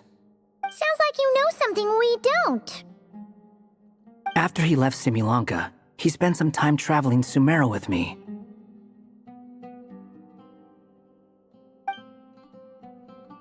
I was working on several texts at the time, and I stumbled upon something strange. Anytime Durin of Similanka was mentioned, before long, the record would disappear. Which means, all the remaining records on Durin are about the evil dragon that fell on Dragonspine. How did you even discover that? If I remember correctly, Hat Guy loved the time he spent in Similanka so much that he started writing a travel log. That's besides the point. The fact is, you're not affected by the ley lines of this world. I'm sure you can grasp the implications of what that means. His case is different from mine. It's more like the world itself refuses to accept his existence. It started with a few written records, but now, it sounds like it's spread to people who never met him or didn't know him well. At this rate, the whole world might forget him altogether. The whole world? But that includes all my friends in Mondstadt, and even Hat Guy, too. So that's what you've been worried about all this time? Why didn't you just tell me? There are more important questions right now. Like figuring out how to fix this. That mage clearly cared a lot about her child. She left that book behind for a reason. If you want answers, isn't that the place to find them? You think that didn't occur to us already? Problem is, we need to find the memory that unlocks the next chapter first. Mind if I take a look? I just want to know what secrets this book is hiding. Besides, I've run into a bit of red tape, so I've got time. Of course. Be my guest.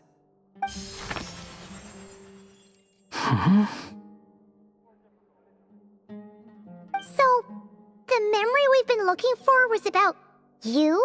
All along?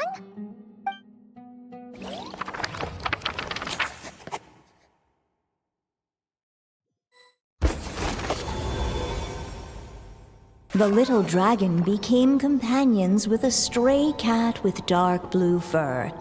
It was a friendship born of all they had in common. He left his castle at the stray's invitation, setting out to explore the world beyond its walls. There, he grew fond of the outside world, eager to make friends and share the story of his life. Taken by the dragon's story, the stray tried to write it down. But he soon realized that no matter how he tried, it would always warp into the evil dragon's tale.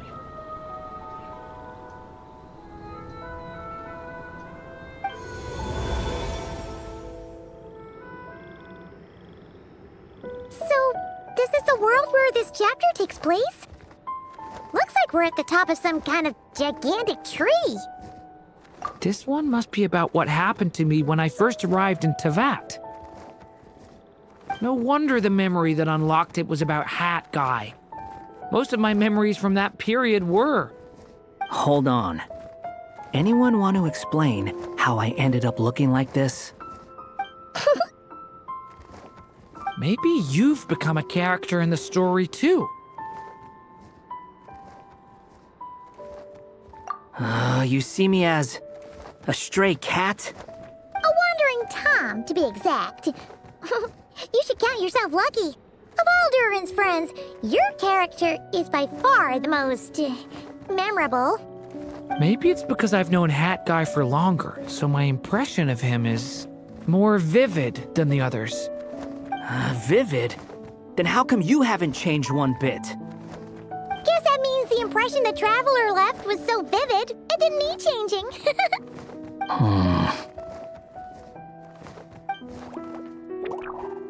Hello, everyone! Ready for today's adventure? It's the storybook, Durin! Oh. So you're not playing yourself in this one? Does that mean the two of you have even more memorable roles to play?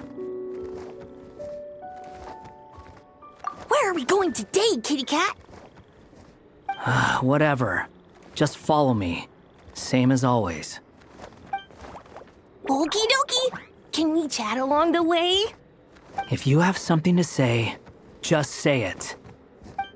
Was that seriously how the two of you communicated when you first got here? Yep. Anyway, how do we get ourselves out of here?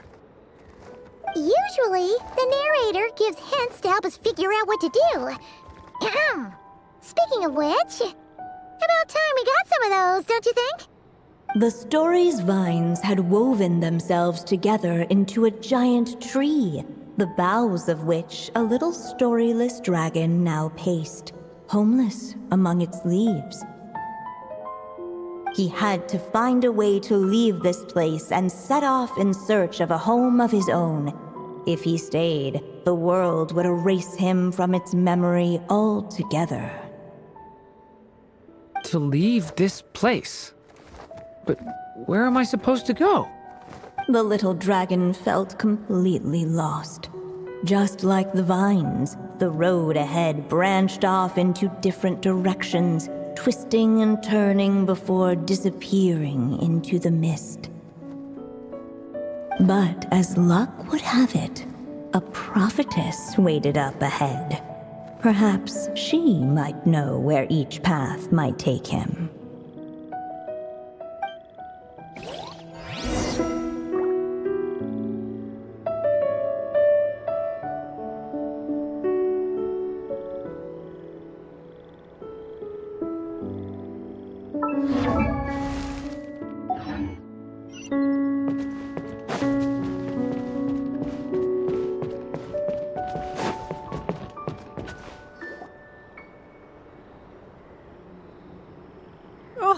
You must be the little lost dragon.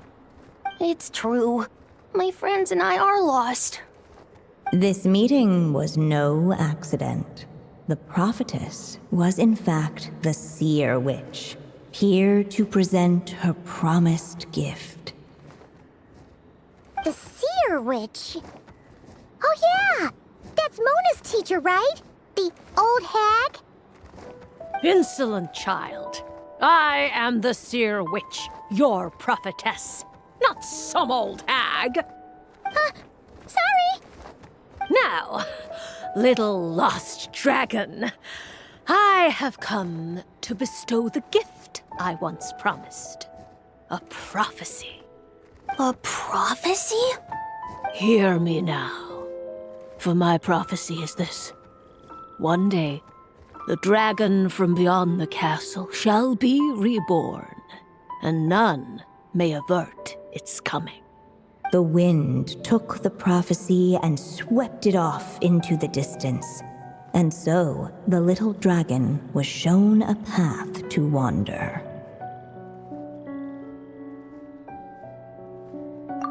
As far as I remember, once that alchemist from Mondstadt learned about the prophecy, he chose to stand with you against the evil dragon. So, what does any of this have to do with you being forgotten? Oh, wise witch of prophecy. Could we trouble you with another question? As enigmatic as she was elegant, the seer witch spoke no more, for her thoughts had long since returned to the starry firmament above. Just when we actually needed her. The seer witch was my mother's friend, so the prophecy she just gave should turn out to be helpful. Well, it's not like we've got better options. But, if all we need to do is leave this place, which path should we take? Why don't we take a look around?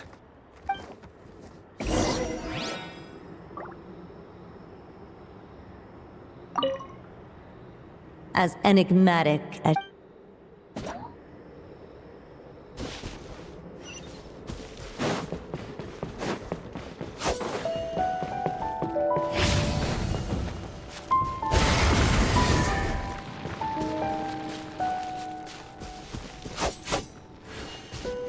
The wind kept blowing, but the little dragon had not yet resolved to follow it. Before him lay a foggy path, and where it might lead he could not tell.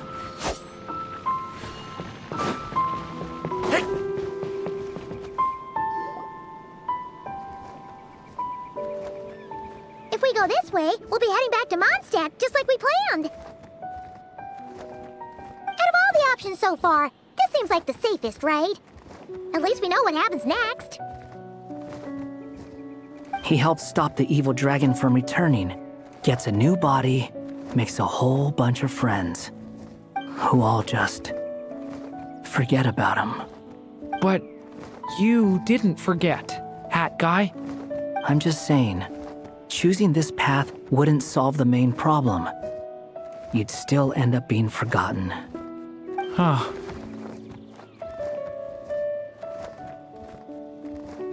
I'm not against choosing this path. I just wonder what secrets it might be hiding. Let me think about it.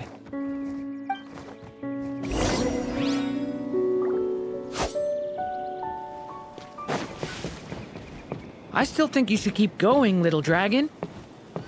If you leave the castle, you can accomplish something amazing and make a bunch of friends along the way. Really?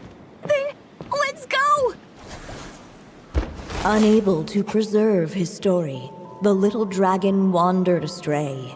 Fortunately for him, a certain prophetess had left behind a prophecy to guide him.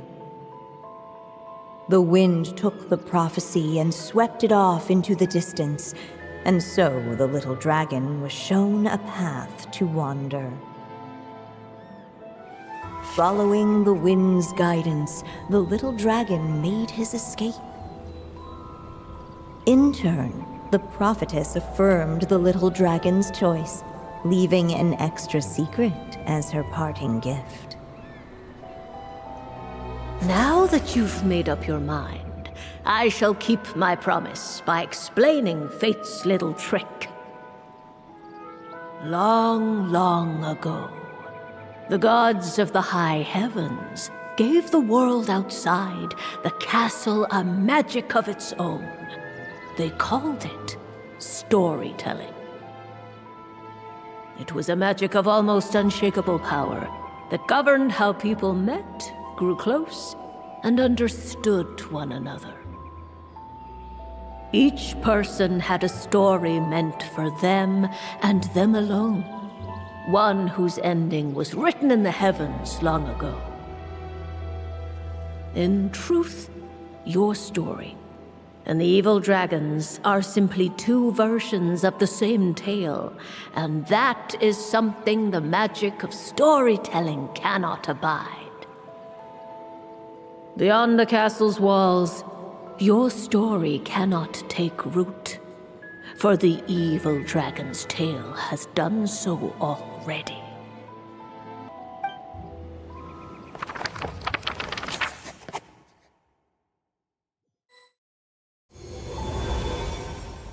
So, that was the secret?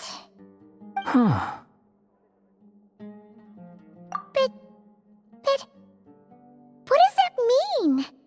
You still don't get it? Simulanka Durin and Tevat Durin share a special kind of connection. Their fates are mirror images of one another. While they were in two separate worlds, there may have been some mutual influence, but their fates were independent. But when Simulanka Durin came to Tevat, a version of his fate already existed there. So, how can two fates exist at the same time? The answer is, they can't. The rules of this world don't allow it. You can't return a book you never checked out in the first place. So, what's Durin supposed to do? Those mages seem to have come up with quite the ingenious solution.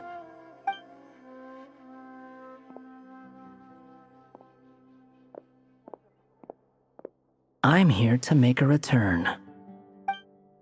As I said, there's no record of Volume 5 of this series ever being checked out. Then just think of this as Volume 6. Based on what I know, the author was planning on publishing another volume anyway. The catalog does have a slot reserved for Volume 6. So, this is it? Sure, let's go with that. All you need to know is, I'll be the one writing this series from now on. You...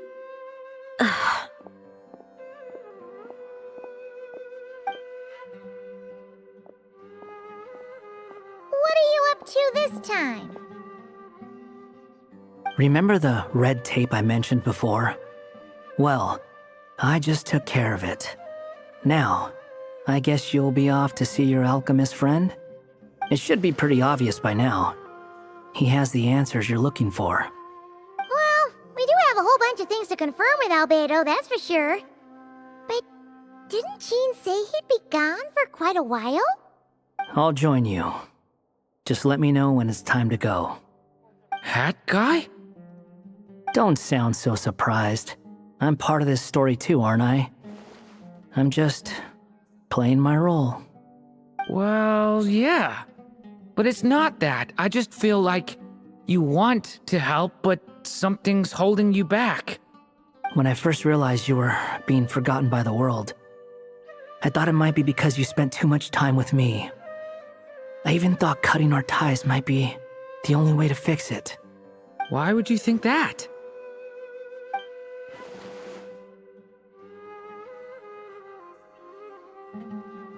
It doesn't matter now.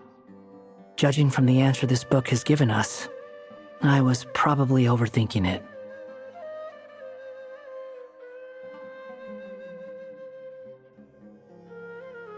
Just as well. With the ley lines rejecting him like this, the people who still remember him are his only remaining connection to this place.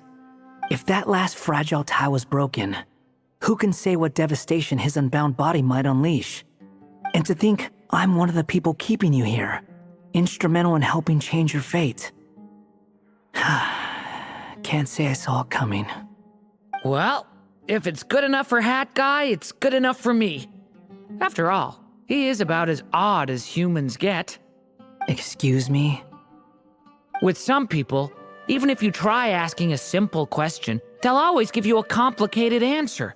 And the more you ask, the more complicated it gets. Truth is, Hat Guy's just that kind of guy. Whatever. All I needed was a yes or no, so we can quit it with all the back and forth.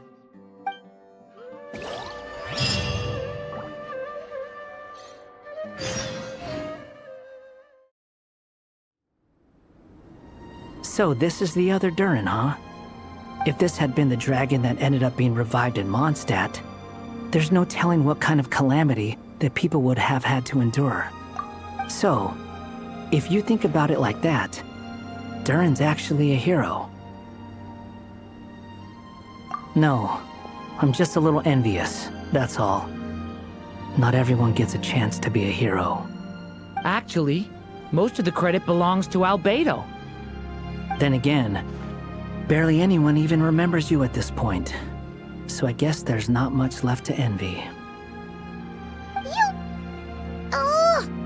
Oh, so you three still remember Durin? Looks like the memory loss hasn't spread to close friends. Yet. I guess that means my memory of you must still be complete as well. Albedo. You're finally here! Oh, boy, do we have a whole pile of questions for you! Oh, you're here too? I think I've pieced together some of what happened to him. But what's your take on things?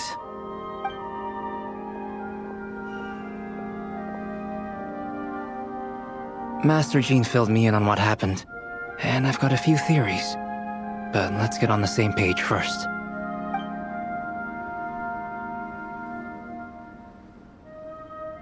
Well, physically, he's doing fine. His body is holding the abyssal power at bay. And there's nothing whatsoever to indicate any risk of collapse. So, from an alchemy point of view, there's nothing wrong with him? The issue isn't so much that the abyssal power within him has gotten out of control. It's that the connection between his will and body is fading. If he ends up losing his conscious will, his body will fall back on its biological instincts. And that's when the abyssal power within it will take over. This book mentioned a witches' gathering. It seems like quite a few of these witches got themselves involved in Durin's case. Which brings me to my theory. Bringing Fairy Tale Durin into this world to replace the Durin on Dragonspine means using one Durin's fate to overwrite the others. But the power of alchemy alone would not be enough to pull off such a feat. It would have required the combined use of Miss Barbeloff's astrology, my teacher's alchemy, and Aunt Alice's magic. After learning of Miss Barbeloff's prophecy, Durin and I finally came up with a way to settle the Dragonspine Durin problem for good.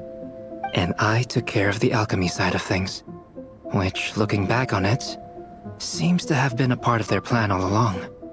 So now, there's only one thing missing. As for the fate theory our friend in the hat just mentioned, I still can't figure out how any kind of magic could possibly influence the fate of Tevat. But I'm certain that the answer lies within this book. So, the reason Alice had us complete this book was to make that magic possible? A form of magic powerful enough to rewrite fate itself. Well, we've no time to lose. I just need to take a look at the book. The next part of the story most likely relates to me. So the memory that unlocks it must be connected to me too. Huh? The giant tree was home to a broken branch, the shape of its splintered arm aligning perfectly with the branch that had burst forth from the castle walls. Join yourself to that broken bough, for there you may take root at last, and henceforth bask in the sun and rain of the world beyond the castle. But first, fetch the stickiest clay and let it bind the scar of the break. I see.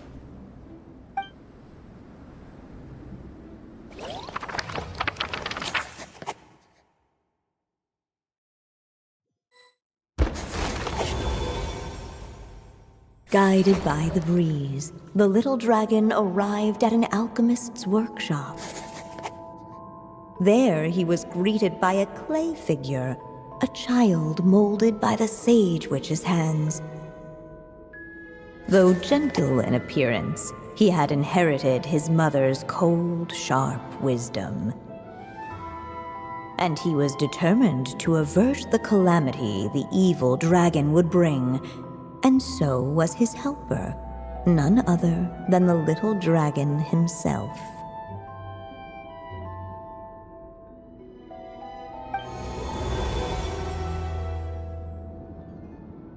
What is this place? It looks like it's modeled after an alchemist's workshop. Or rather, a cliched stereotype of one. Albedo? Hold on. Why do I look like this? Oh, yeah! We forgot to tell you. Basically, the characters in the story are reflections of how Durin sees them. At least you're still human-shaped? Well, since Cat Guy has taken on a different appearance too, that must mean the two of us are both characters in the story. But you, Paimon, and Durin haven't changed at all. You must be special figures in some way. I'd like to know more about that too. But seeing as none of them can explain it, let's just concentrate on moving the plot forward.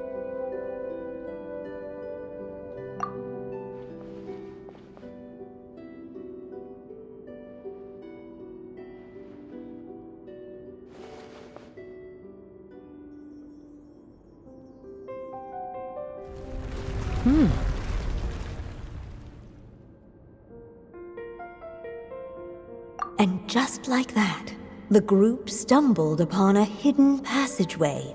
Intricately crafted, it seemed to lead them towards another exciting chapter of the tale.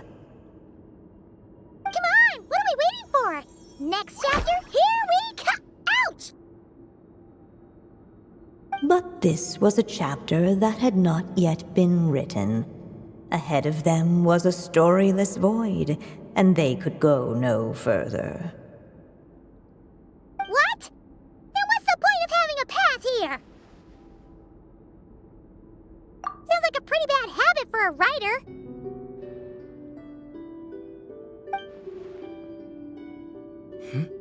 Over here. I found something. What the clay figure found was none other than the evil dragon's heart itself. Though the creature had perished long ago, its heart was still there, pulsing away and growing warmer with every beat. And the clay alchemist knew what it meant. That the evil dragon would return one day, just as the prophecy had foretold. Yet, guided by his mother's wisdom, he foresaw another fate. If only the alchemist could bestow this heart upon the little dragon, he might be reborn in the evil dragon's stead. Only then would the evil dragon's heart grow still, and the little one inherit its tale. Sounds like this chapter's about Albedo bringing me to life? If that really was the solution, though, this would have been over the minute I finished the transmutation. So why is Durin still being forgotten? There has to be some other reason. Yeah, I'd like to explore the area a bit more.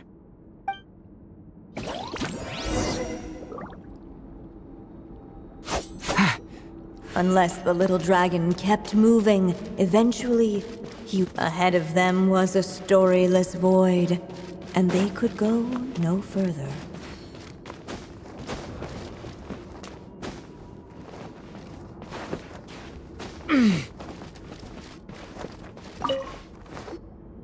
There you are. Oh, hello there. Hey, it's Mini Durin again! What are you doing holed up in— I was worried I'd scare everyone off, so I've been hiding out here all this time. You must be really nervous, huh? I guess I am a little nervous, but I'm also excited. I'm gonna get to stop the evil dragon and even become a human. It's all thanks to that clay man. He's the one who talked me into it. And once I'm a human, I'll be able to make loads of friends and do tons of important things. You'll make lots of friends, that's for sure. And go on many unforgettable adventures. I'm so glad to hear it. The only thing is, the clay man said becoming human isn't gonna be easy. So I'm feeling a little anxious too. He's right about that. Even if you manage to become a human, there will always be tougher challenges on the road ahead. Really? But even so, your friends will be there to help you. Oh? Then I'm not afraid. Funny, isn't it?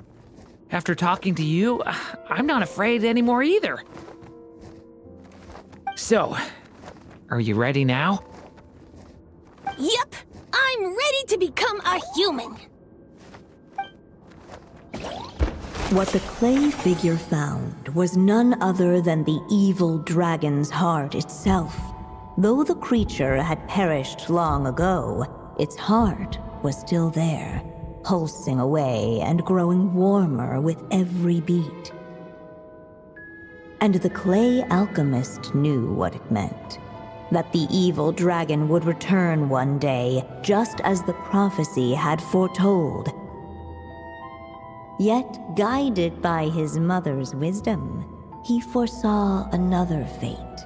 If only the alchemist could bestow this heart upon the little dragon, he might be reborn in the evil dragon's stead. Only then would the evil dragon's heart grow still, and the little one inherit its tale. At last, the little dragon accepted the evil dragon's heart, and a new life came into being. The evil dragon's heart beat in his chest, and the little dragon's soul guided him forward. Thus did the prophecy hold true, even as fate had been rewritten, and so was the little dragon born anew.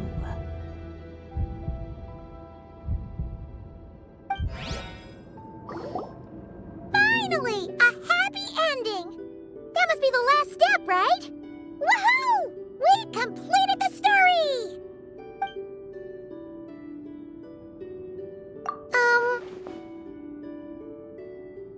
Born anew, the little dragon set off once more, his story far from over. Huh? So, that wasn't the end? What comes next might be the most crucial part of all. The real last step. If fate really is as devious as they say, then I say, show us what you've got. Wow! You're all so serious all of a sudden.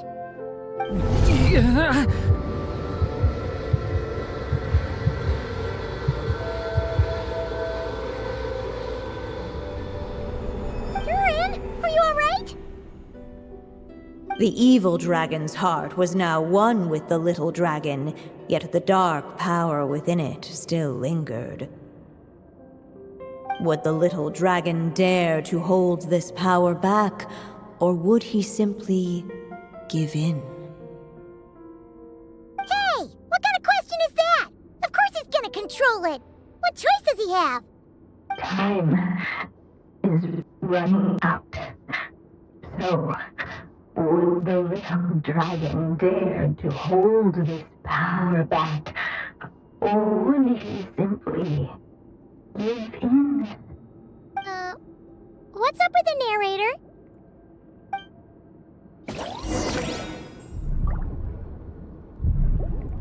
Would he dare to hold this power back, or would he simply give in?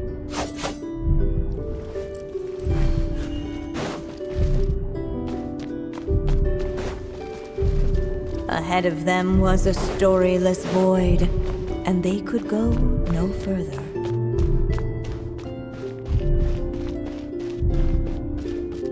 Would he dare to hold this power? Returning to the castle.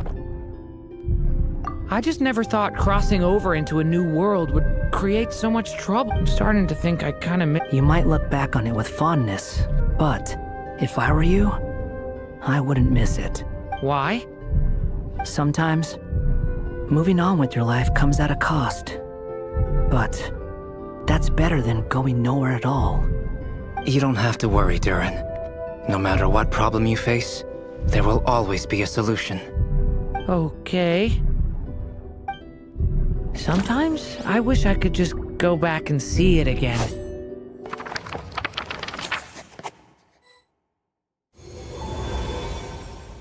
As the little dragon slipped back inside the castle's walls, the clamor of the outside world fell away. There was no danger here, no problems for the little dragon to resolve. As soon as his mother finished her story, it was time for the child to drift off into the world of dreams. And so the story ended, with the little dragon fast asleep in his castle, just like he had never even hatched. What's going on? I feel so weak. Hey, what's happening? Durin, wake up! But this can't be how it ends. Durin promised to bring back everyone's memories. There's no way he'd accept an ending like this.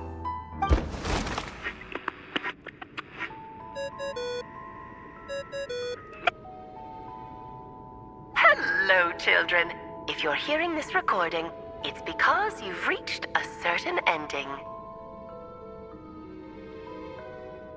You may have noticed that little Durin's experiences have been written into the pages of this book. Well, you should know that in the same way, its ending will also be written onto him. So be careful, because triggering a bad ending could be somewhat problematic. Let me guess, you're upset that I didn't warn you earlier? Don't worry though, I've thought it all through. I built a very special feature into this book, just for you, the witnesses of this tale. So, go ahead, see if you can turn back the pages. If you're not happy with the ending you've reached, just flip back a few pages and let the tale unfold once more. Pretty incredible, huh? That's the power of magic.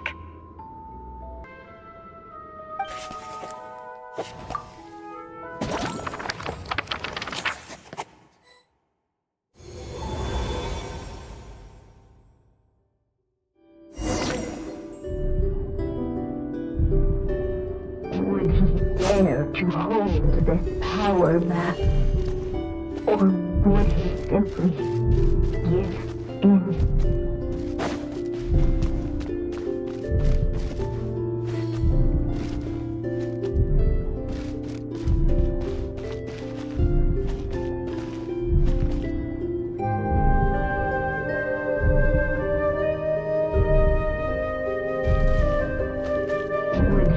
dare to hold this power back? Or would he simply give in?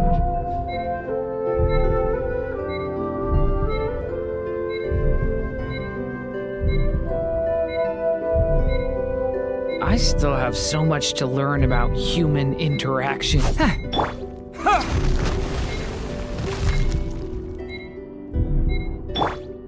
Would he?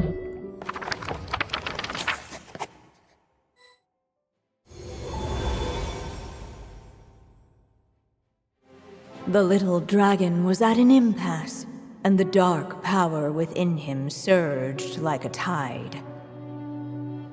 Unchecked, the darkness engulfed everything around it, including the little dragon's soul.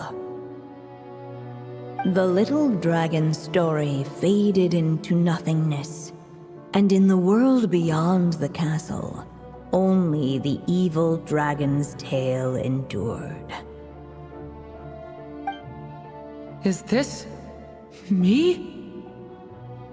And so the story ended, with the little dragon fading from sight, leaving nothing but the evil dragon's shadow in his place.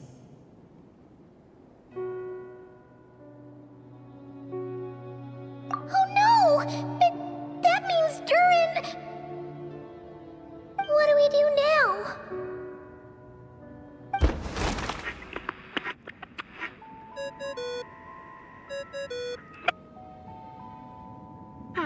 Looks like you've discovered another possible ending. Do not lose hope. You just need to keep searching, for there are possibilities that only you can bring to life.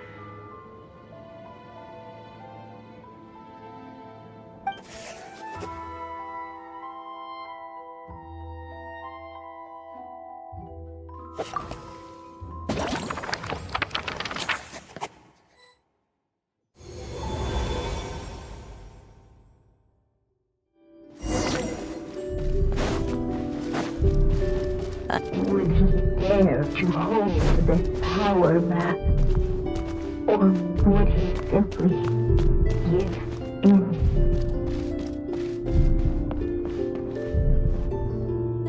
The little dragon and his companions blank again. Huh? What's going on? Are we running out of ink? Once the ink runs out, is that the end of the story? I had a feeling this would happen. What's happening to the others? Now that the story's ink was spent, all that lay ahead were blank pages.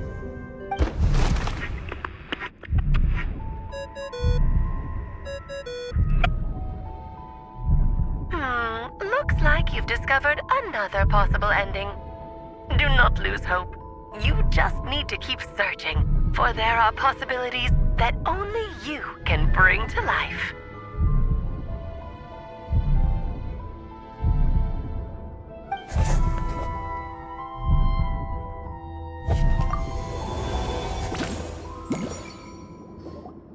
What's going on here? Why isn't the story letting Durin just suppress the abyssal power? It keeps getting stuck.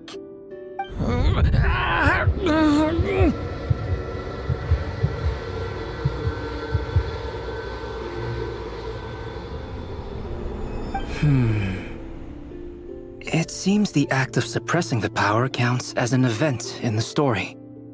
In other words, we would need ink to write it in. So, what now? Did we use too much earlier? How are we supposed to write a happy ending with only this much left? But... Well, this is Durin's story. As long as he's alive and well, why should it end? If there really is such a direct correlation between the story and his fate, I may have a potential hypothesis. Durin was, and still is in essence, a storybook character, written into being by M.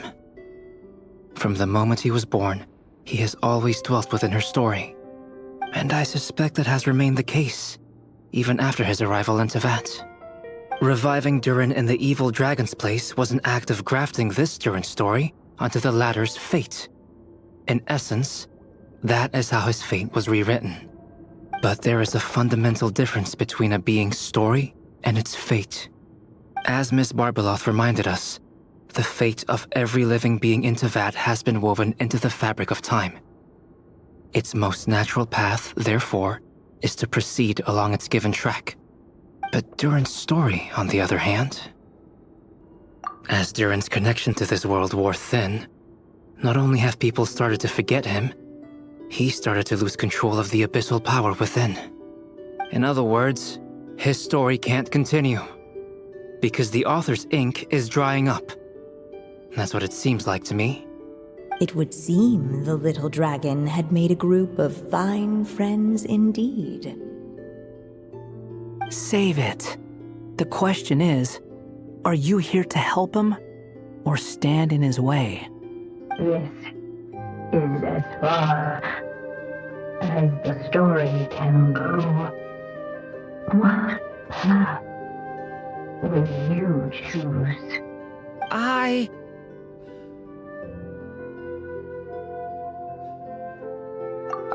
suppose the final decision is up to me. It's hard to believe I never actually left my mother's story. If that's true, I'd like to go there and see for myself. By there, I take it you mean the blank pages of the unwritten chapter ahead? But we still don't even know how Alice's magic works. If Durin belongs inside the story, then going outside of it to some unwritten part, isn't that too risky? I'm not afraid. I second that. It would seem this is one answer you need to go seize for yourself. So be it. Whatever obstacles stand in your way, we'll tear them down together.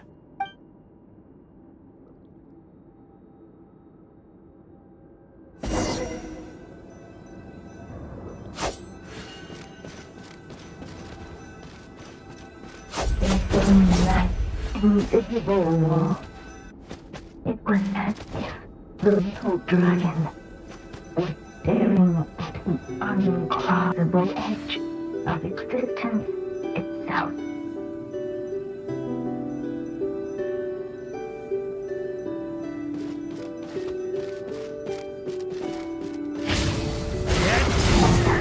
All of a sudden, it began to fracture as if struck by lightning, and then well.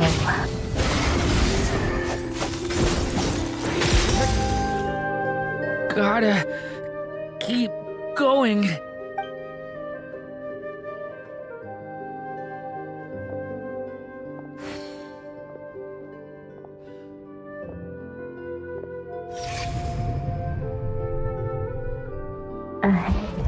Lies only a storyless void. My consciousness is slipping away. Keep going, Durin. A pure soul is your essence, not an empty void. I feel so weak. Stand tall, Durin. You are not some amorphous idea. The body I made for you is flesh and bone. Am I truly alive? Yes, Durin, but you must keep going. You're as alive and real as I am. I can't feel a connection. You're not alone in this world, Durin.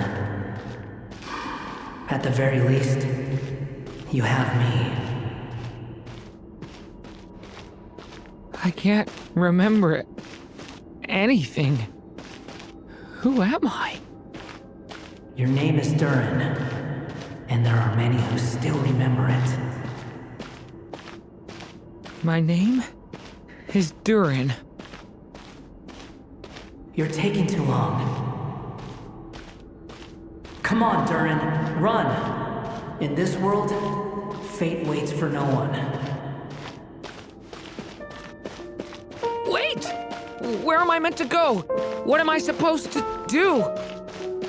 Go. Make your wish come true, Durin. My wish?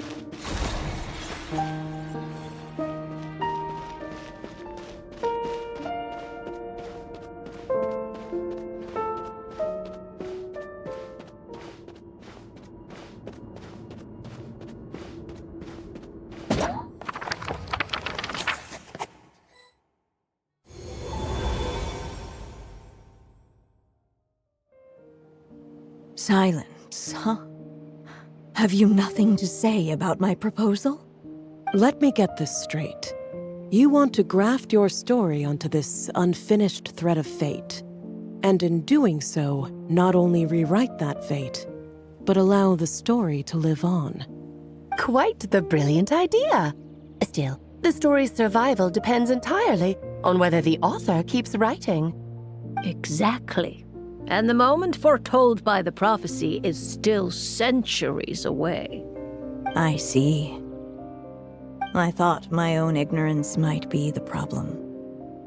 That I'd asked more of the noble science of alchemy than it could ever deliver. Or that I had failed to discern the heavenly signs and grasp the secret truth underlying the prophecy. Little did I imagine that time itself would prove to be the greatest hurdle of all. Well, my friend, this has been a most intriguing experiment. And from an academic perspective, at least, I don't think it was a bad proposal. Someday, the prophecy will come to pass. So remember, my friend, much like the stars themselves, there will always be something that transcends the test of time. Thank you, everyone. You've helped me so much already. But, Alice, I still have one final favor to ask of you. Will you lend me your magic one last time, just enough for me to keep his story alive until the prophecy is fulfilled? You mean you want me to extend your lifespan? No, not in that sense. As Rheindotter once told me, the laws governing life and death are among the most unyielding in this world. I'm well aware of that. Whether it lasts a day or an age, the span of one's life is determined by fate alone. If I tried to breach that law by force, I'm afraid I would lose what makes me human. This is not a path I want to go down. If I am to die, then I shall die a human. So what is it that you want me to do? I would like you to send this pen of mine into the future. I see. Then perhaps there really is a way I can help. I could create a kind of story magic to take over the writing once you're gone. Oh, but for it to work, you would need to provide enough of your own words for it to learn from. How much? Oh, an immense amount. So much, in fact, that you would have to spend the rest of your life writing. And even then, I'm sorry to say, it would not last forever. No matter how much you write, there is a limit to the number of words you can leave behind. But the world itself will never stop changing. Someday, perhaps, even your entire corpus will not be enough for the magic to continue describing this world. And when that happens, the story will end. Still, it's worth a try.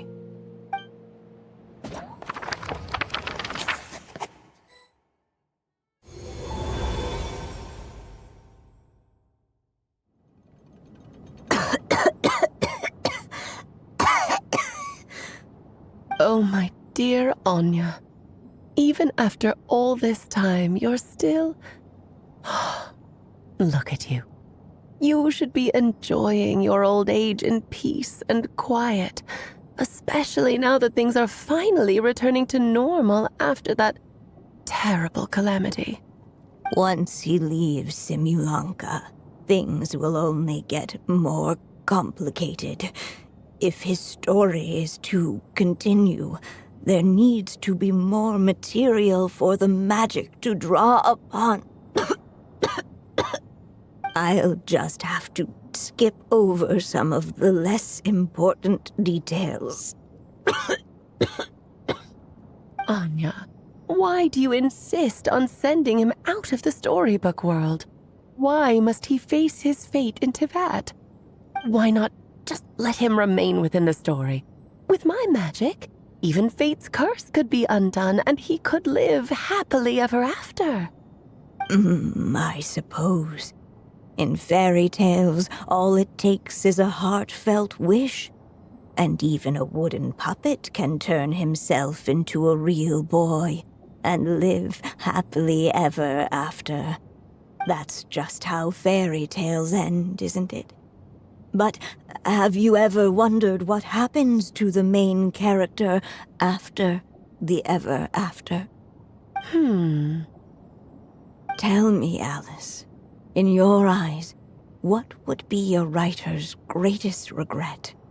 To leave a story without an ending. Not a bad answer. It's true, many writers come to consider that their greatest regret. But I see things differently.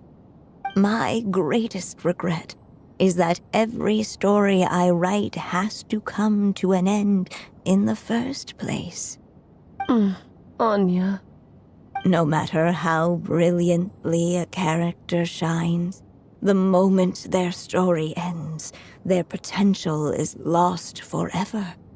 For them, the story itself becomes an inescapable fate. But what if, instead, I could place my pen in their hand and let them continue the story themselves? You mean... You said it yourself. I can only leave so many words behind. Even with your magic, the idea that I could keep the story going until the prophecy comes to pass is wishful thinking at best. But I found a way to use your magic to transform some of my finished stories into a special kind of ink. This ink is a magical medium he can use to complete the story the way he wants to. For what is storytelling but another kind of magic? And if he can experience the whole tale himself while leaving behind his own wishes and aspirations, even once he reaches the chapter where I stopped, he'll still be able to carry the story forward on his own. And so, by leaving him this ink, I can entrust him with the responsibility of writing his own story. A character with the power to write their own story.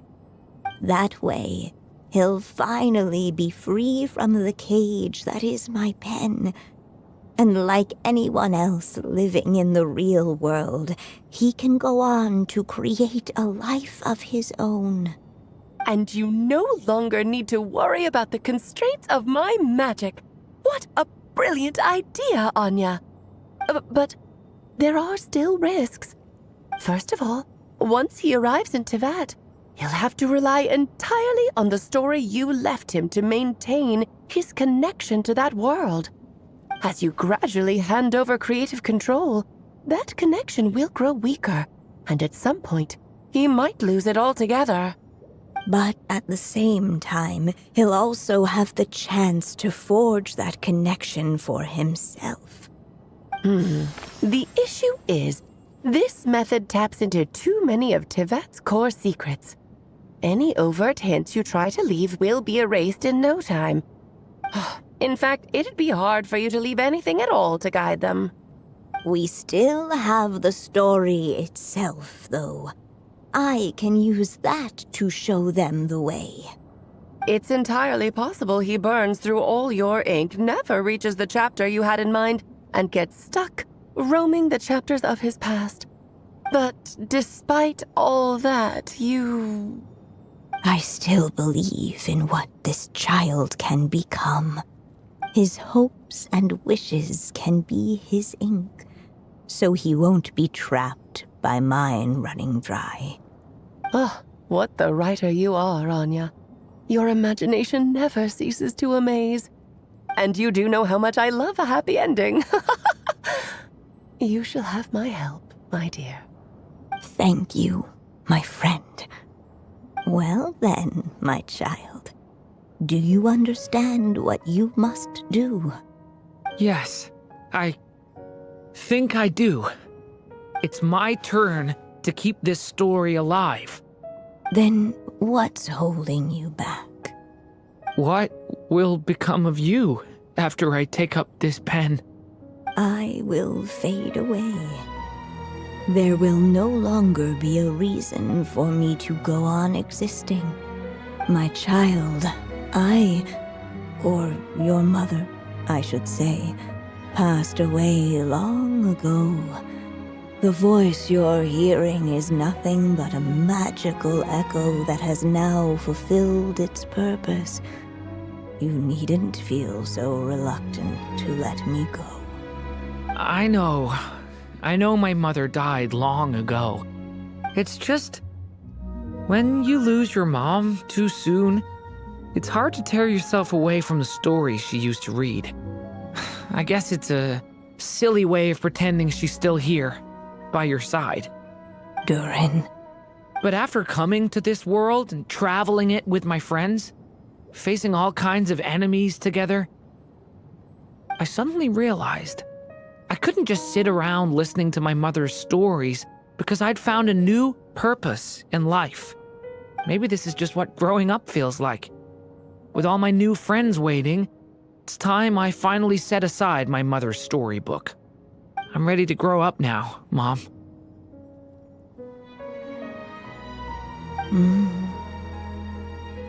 Then take this. A gift I should have given you a long time ago. You've witnessed this story from the very beginning. Made your wishes, offered your blessings, and even wrote your choices into its pages. From here on out, this pen is yours. Now I ask of you, the other pillar of this story, as both its reader and its witness, will you turn the page so the next chapter can begin?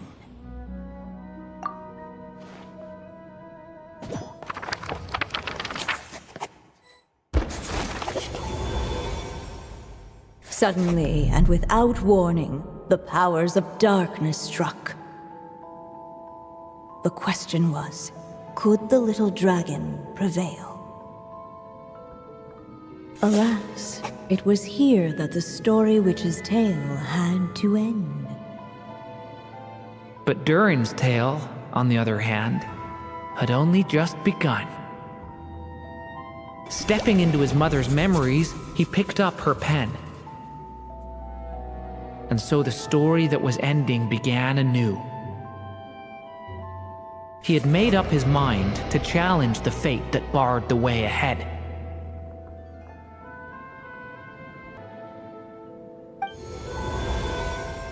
Looks like this is the final step. A chance to strike back at fate? Now that's not something that comes knocking every day.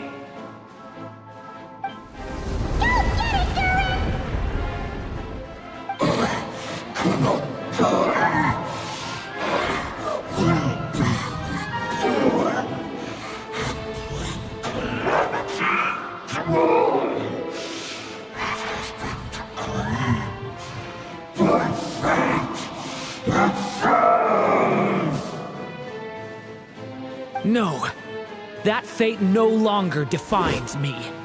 In the end, only my story shall endure. Time the light prevails.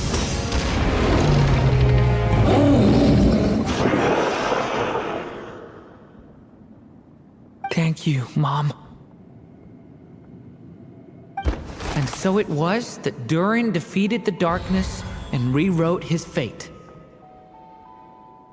But his story is far from over.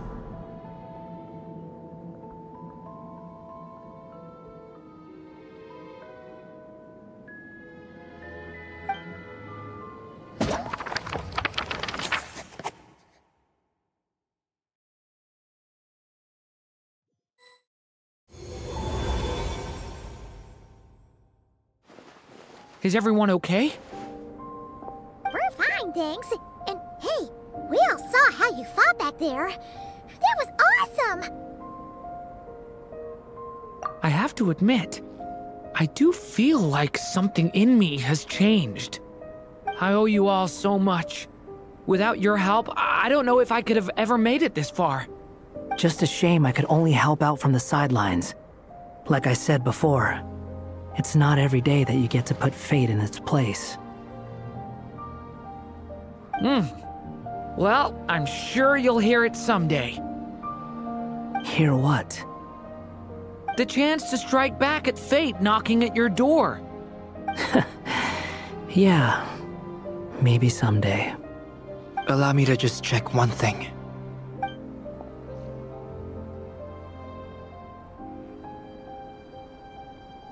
Yes. The abyssal power within you has stabilized again. And those strange symptoms you were experiencing seem to have completely disappeared. Oh, thank goodness! I wonder what it means, though. Aside from the principles of alchemy, what other law of this world governs his being? Look, it all turned out fine, so just leave it at that. Now that... You're leaving so soon? Well, don't humans usually throw a party after something like this? A party? Do I look like that kind of guy? Anyway, come find me again next time you're in trouble. That's what friends are for, right?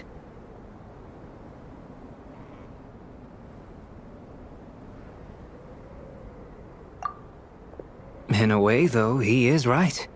This is Durin's moment to celebrate, not the time for academic discussions. Hey, I don't blame you for asking. And honestly, I'd be perfectly happy to talk about it. It's just, I wouldn't even know where to start. It's all right. I'm sure we'll get a chance at some point. After all, your story's only just begun. All right then. Traveler and Paimon, we'll part ways here. Given the extraordinary nature of the things we witnessed today, I need to make sure it's all recorded properly. Okay, see ya! So, it's party time next? Huh?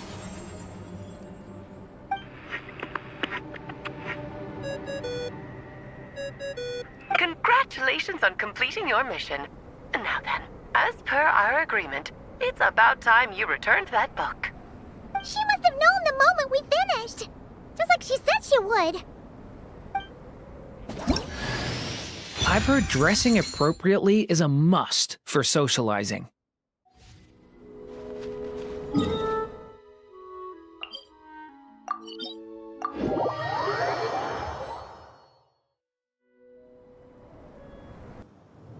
Oh, my writer and witness.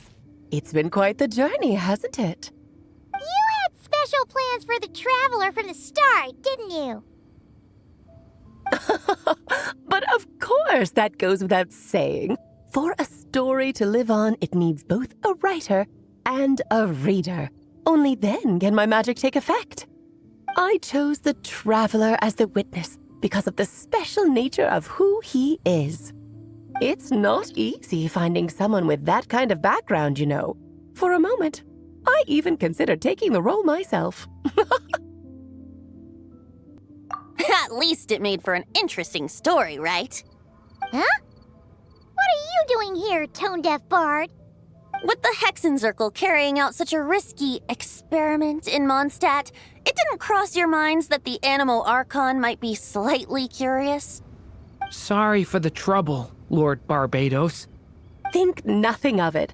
I dare say the Animo Archon quite enjoyed coming along for the ride. Now then, as agreed, let us see the fruits of your labor. Here, please take a look. Well, well, well. Somehow, despite all my careful planning, it still turned out to be full of surprises. It never even crossed my mind that Rhindotter's child would be capable of handling that kind of alchemy in her stead. When he asked for help with the materials, oh my, I nearly couldn't believe it. If only the others were here too. We could all celebrate together. I'm right here, you know.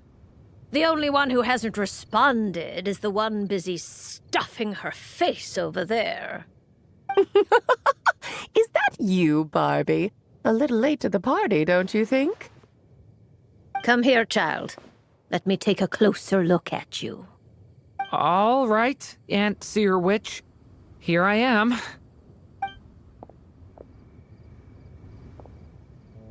Just as I thought.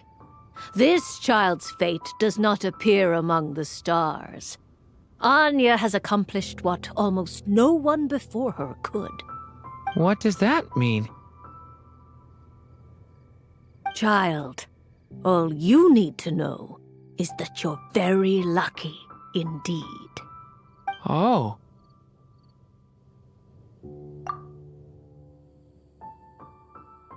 Just like how she was in the story, huh? Tell me, little Durin, what will you do next? I, for one, cannot wait to see how your story unfolds. Well, there's so much I want to do. I'm not even sure where to begin. How about settling your most recent regret?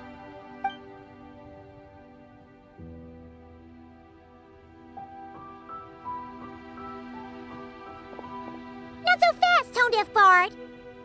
What exactly did you just tell Durin to do? To make a long overdue wish come true. Thank you once again, Alice. How much time do you have left? I believe these should be my final moments. Just enough time to say goodbye to my dearest friend. This feels like having to say our final goodbyes all over again. I don't like it. Not one bit. I don't know how to respond to that. Strange. You were always such a cheerful figure in my stories. I even dubbed you the Merry Witch, you know. Oh, please. You know full well it was your stories that first taught me what true pain and sadness felt like. Aside from saying goodbye to me, shouldn't you also leave a few words for the child? Since the book will be his to continue, why don't you write him a little parting note? There's no need. His mother already did that long, long ago. All that remains is for me to convey it on her behalf.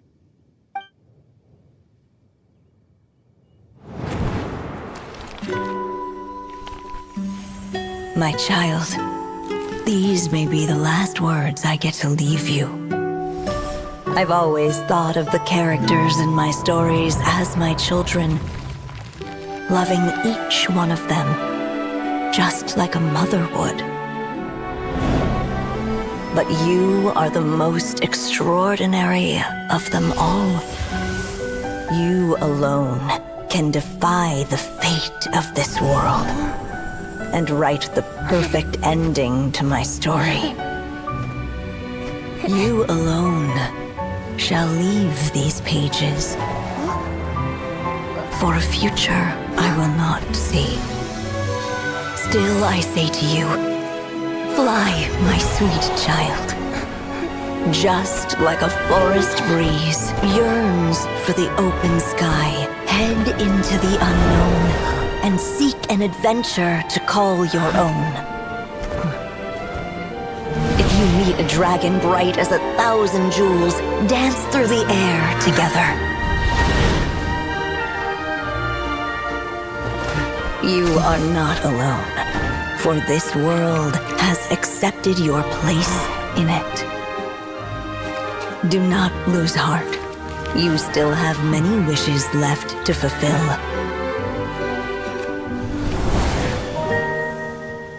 A long tale awaits you, my love.